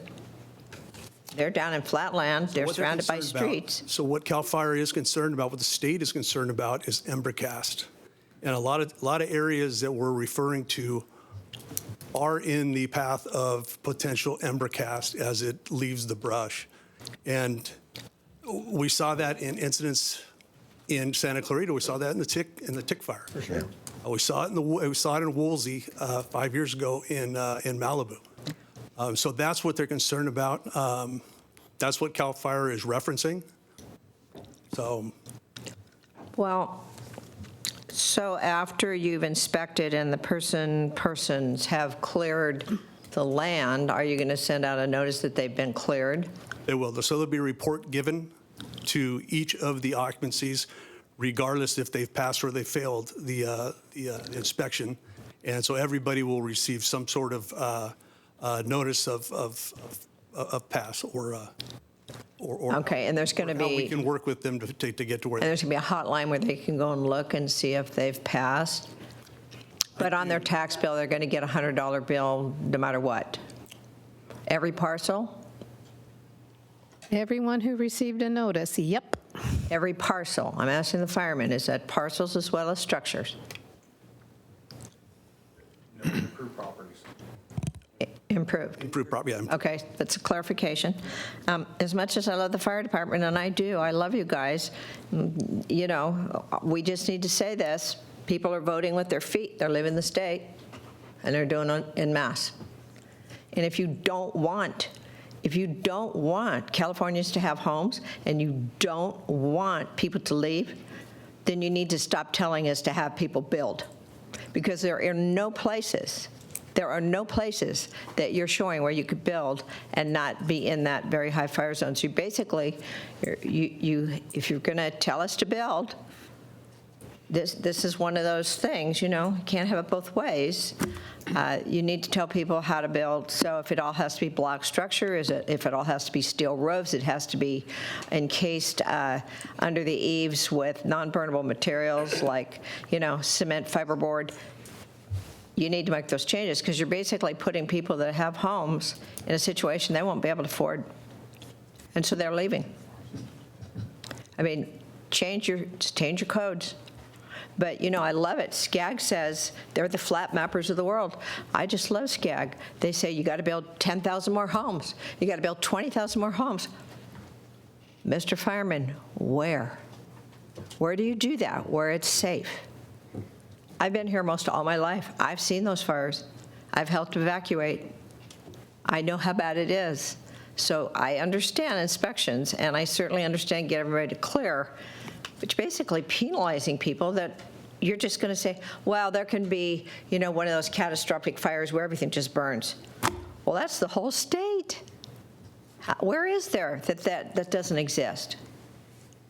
It can all burn. So it's really a dichotomy. Understand your job, not arguing with your job, but people are going to start to feel like everything they do doesn't work.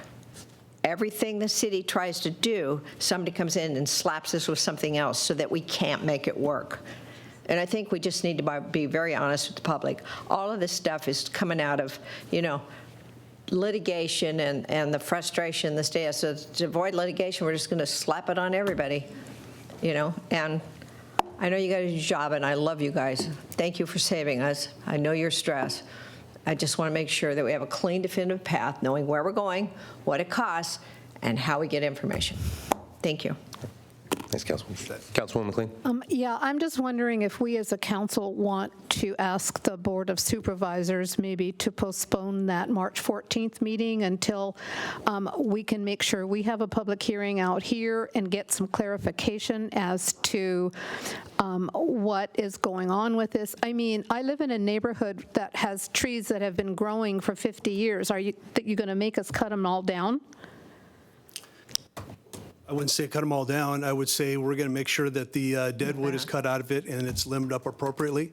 And what we're trying to do is we're trying to make defensible space for our firefighters to be able to get in and save your structure. Well, I understand that, but sometimes... That's where we're coming from the fire department side, and we are responding to state legislation that's telling us how this is going to be done. Yeah. No, I understand that. Our side of it, that's where we're coming from. No, I understand that, and I get it. But for areas that have never had a problem before, all of a sudden now you're going to come by and tell everybody to cut down their trees. But anyway, thank you.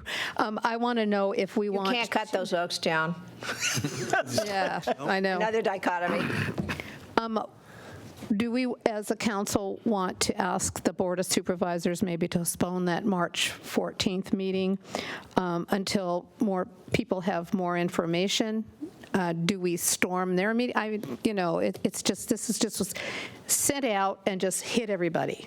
I think the problem that we have is the fire marshals just stated this is coming down from Sacramento. It's one more thing that's coming down from Sacramento, and they're not going to be able to. Well, I know it, but the fee came from the Board of Supervisors on January 10th. That it did. Yeah. What you have to remember is that I'm going from 2,200 inspections here in Santa Clarita to close to 23,000. 23,000. I'm the one who has to put personnel to do that. Hold on. Now, Chief, you can be like City of LA and just charge us, and we'll do it ourselves, apparently. Yeah, there you go. That's where the fee is coming from, so. Check it. Yeah, I don't know. That's coming from task forces, whatever we're going to have to do to make sure these inspections are done. I know. It seems to me being able to take photos and stuff and let you see that rather than charging us $100, Mike. Councilwoman, City Manager, you had a comment? Yeah, I just want to, Michael pointed it out, and I don't want to dispute the chief's contention, but I believe single-family and townhomes are included. Yeah. In all of the fire zones this year. And I know that because I received one for a townhouse. So I know that they are being inspected. And I think the council may want to raise the concern with the fact that, an example is the area around Valencia High School, which is I guess a high fire zone because it's next to the river, but and it's all industrial. Single family and condos. And the inspection fee, while I can appreciate cost recovery, you have condo units that are 4 units that are all right next to each other. And if there's 200 of them, every single one of those are being charged a fee for the exact same inspection.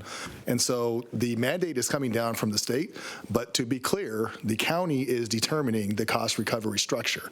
And the way that they're doing it is a very one program covers all being inspected. And I think that should maybe one of the concerns the council wants to raise when looking at this program. I think it's really important to let them know that condo association, townhome associations, that mandate should go to them, their HO management, and their company, and they should make sure that they have cleared per the fire department's recommendations and done everything they can. And if they've done that, you shouldn't be doing that individually. Some of those are 200, 300, 400 units. You shouldn't be tagging that on. There is nothing an individual condo townhouse owner can do to make it better. It comes down to the board of directors and the management company to clear that with you. And it's literally almost like penalizing somebody for a crime they haven't committed. They can't do anything. So you going out and saying, oh, you know, your unit D, your unit Z, you owe us $100. Excuse me, but that's not how it works. You're not inspecting each unit. You're inspecting the perimeter around those structures and what's required to make them fire safe. Hopefully, they've all gotten rid of their shake roofs. But I mean, you know, that has to come into play. I can understand single-family residents. I get that, and a lot of them up hills, and they are complicated, but not the townhomes and the condos. That's just cruel. It's cruel and unusual punishment. And they're the people that can least afford it. First-time homeowners. Yeah, I think we need to send something to the board and declare some of these issues, because I know this valley better than the fire department does, and I've lived in it longer than you have. And I can look at these areas, I can tell you that the whole valley could burn, but, you know, you're still incorporating things that shouldn't be there. I was just going to say, I agree. I think, you know, if we're comfortable, you know, to expedite, have the letter come from the mayor, right, so we can, so it doesn't have to come back to the full council at the next meeting. Well, as we've mentioned it here, giving direction to staff, so I don't think we need to wait for it to come from all of us, right? That's why I just want to make sure, what is, you know, how can we expedite? We can send them a letter from Okay, great. From the mayor, but I want it to come from all of us. Then the actual letter itself would have to come back on an agenda for.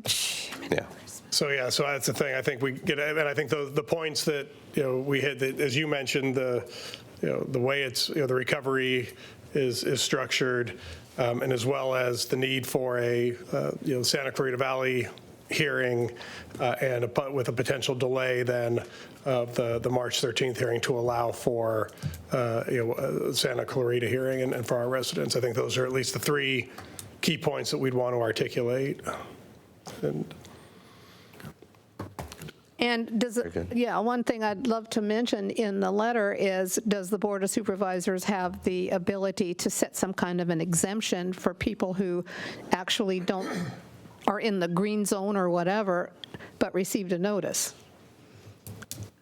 I don't think I mean, I think it's an item just to make sure that there's a recovery process if they're inadvertently included, maybe something like that. We can certainly explore that. I think what's in the fire zone is in the fire zone. I don't know that they have flexibility because of the law. What they charge for inspections is at the discretion of the board. Yeah, obviously. And the discrepancy should be able to be brought up at that meeting. Right. The 14th, yeah. I think we, as a city, should, and we have the list, send out a letter to every condo and townhome association. There's management companies in the valley that manage all of those, and let them know that they need to input here and that they're going to be charged by unit. And that there is an opportunity here to have that discussion. I agree they have to be inspected, but it's not every unit. It is the major portions of the buildings and what's surrounding them, and looking at their trees and accessibilities. And I think that we need to let them know. I think the public expects that when something like this happens, because it's a potential disaster issue, that we get involved. Is that a letter that you want sent out now, or a letter sent when there's a hearing date, or Well, you'll need to send it for the hearing date. When they get a hearing date, okay. Yeah. Chief? Just to add on to it, I can't provide the answers for right now, but I will bring up it's at 0 to 5 ember resistant zone. That I'm not sure how the condo or homeowners associations would address that, because it's going to be flammable materials. It's not necessarily vegetation that they're going to be addressing. It could be the lawn furniture and stuff like that people have within that 0 to 5 foot zone. That they may, I'm just telling you this. Lawn furniture. It could be, well, the cushions catch fire, and you know, so that would be an individual homeowner's issue. So, and that's why we're just doing an educational component this year. Chief, if you're not sure, maybe not mention it to the county that lawn furniture could be. Don't give them any ideas. Dog's house. Yeah. No, understood. No, I'm kind of making a joke, but yeah. No, it's quite. How about the plastic Frustrating. fencing that everybody's putting everywhere that when there's a fire, it melts? It's with the 0 to 5 touching the structure. All the meetings were that it can't be in there. But again, I will refrain from mentioning it until it is absolutely determined by the Board of Forestry, until they give us some clear direction on how to enforce it. From the state? Yes, from the state. Oh, my gosh. Thank you so much, gentlemen. This is beyond frustrating. City Manager, you have direction from council that you need for this item? That's right. Chief, thank you for being here, Chief, truly. Make it go away. Make it go away. Let's make sure we get Chief back here for something more positive next time, okay? Very good. Thank you all. That concludes the new business. We will move on to consent. I believe we had, oh, I'm sorry. We gave direction. Did we need a motion? Oh, yes, we need the All right. So again, move, yeah. So That's what we directed. I think, I know, the move that, I'm happy to second if you don't need anything more specific, if it was captured in what we're directing. Okay. Okay. Who is moving it? Did I move it? I did. We're moving. We're just All right. Moving and seconding. I want my Poor name man's attached to overloaded that with somehow. Okay. here. Councilmember McLean will second. Thank you, Cameron. You're welcome. Very Happy good. to defer. Thank you all. Okay, that concludes new We business. have to do a roll call. Oh, I'm sorry, yeah. Mr. Mayor. I'm trying, y'all. Look, Valentine's Day's over, dinner's closed. I might as well just give up. Go ahead, Mary, You thank want you. to just do executive order all the way across now, I get it. Executive order. Councilmember West. Aye. Councilwoman McLean. Yes. Councilmember Miranda. Yes. Mayor Pro Tem Smythe. All right. Mayor Gibbs. Aye. Thank you. Very good. All right, last try to move us to consent. I don't believe we had any speakers tonight. Council, do we have any comments or concerns? Otherwise, I'll take a motion to There approve was just consent. one small clarification. Yeah, okay. I move it. Second. Motion and a second. City Clerk, please call the roll. Mayor Pro Tem Smythe. All right. Councilmember Miranda. Yes. Councilmember West. Aye. Councilwoman McLean. Yes. And Mayor Gibbs. Aye. And we'll adjourn in the honor of Michelle Jenkins and Jonathan Buchanan. Very good. Thank you. With that, we are adjourned, everybody. Thank you.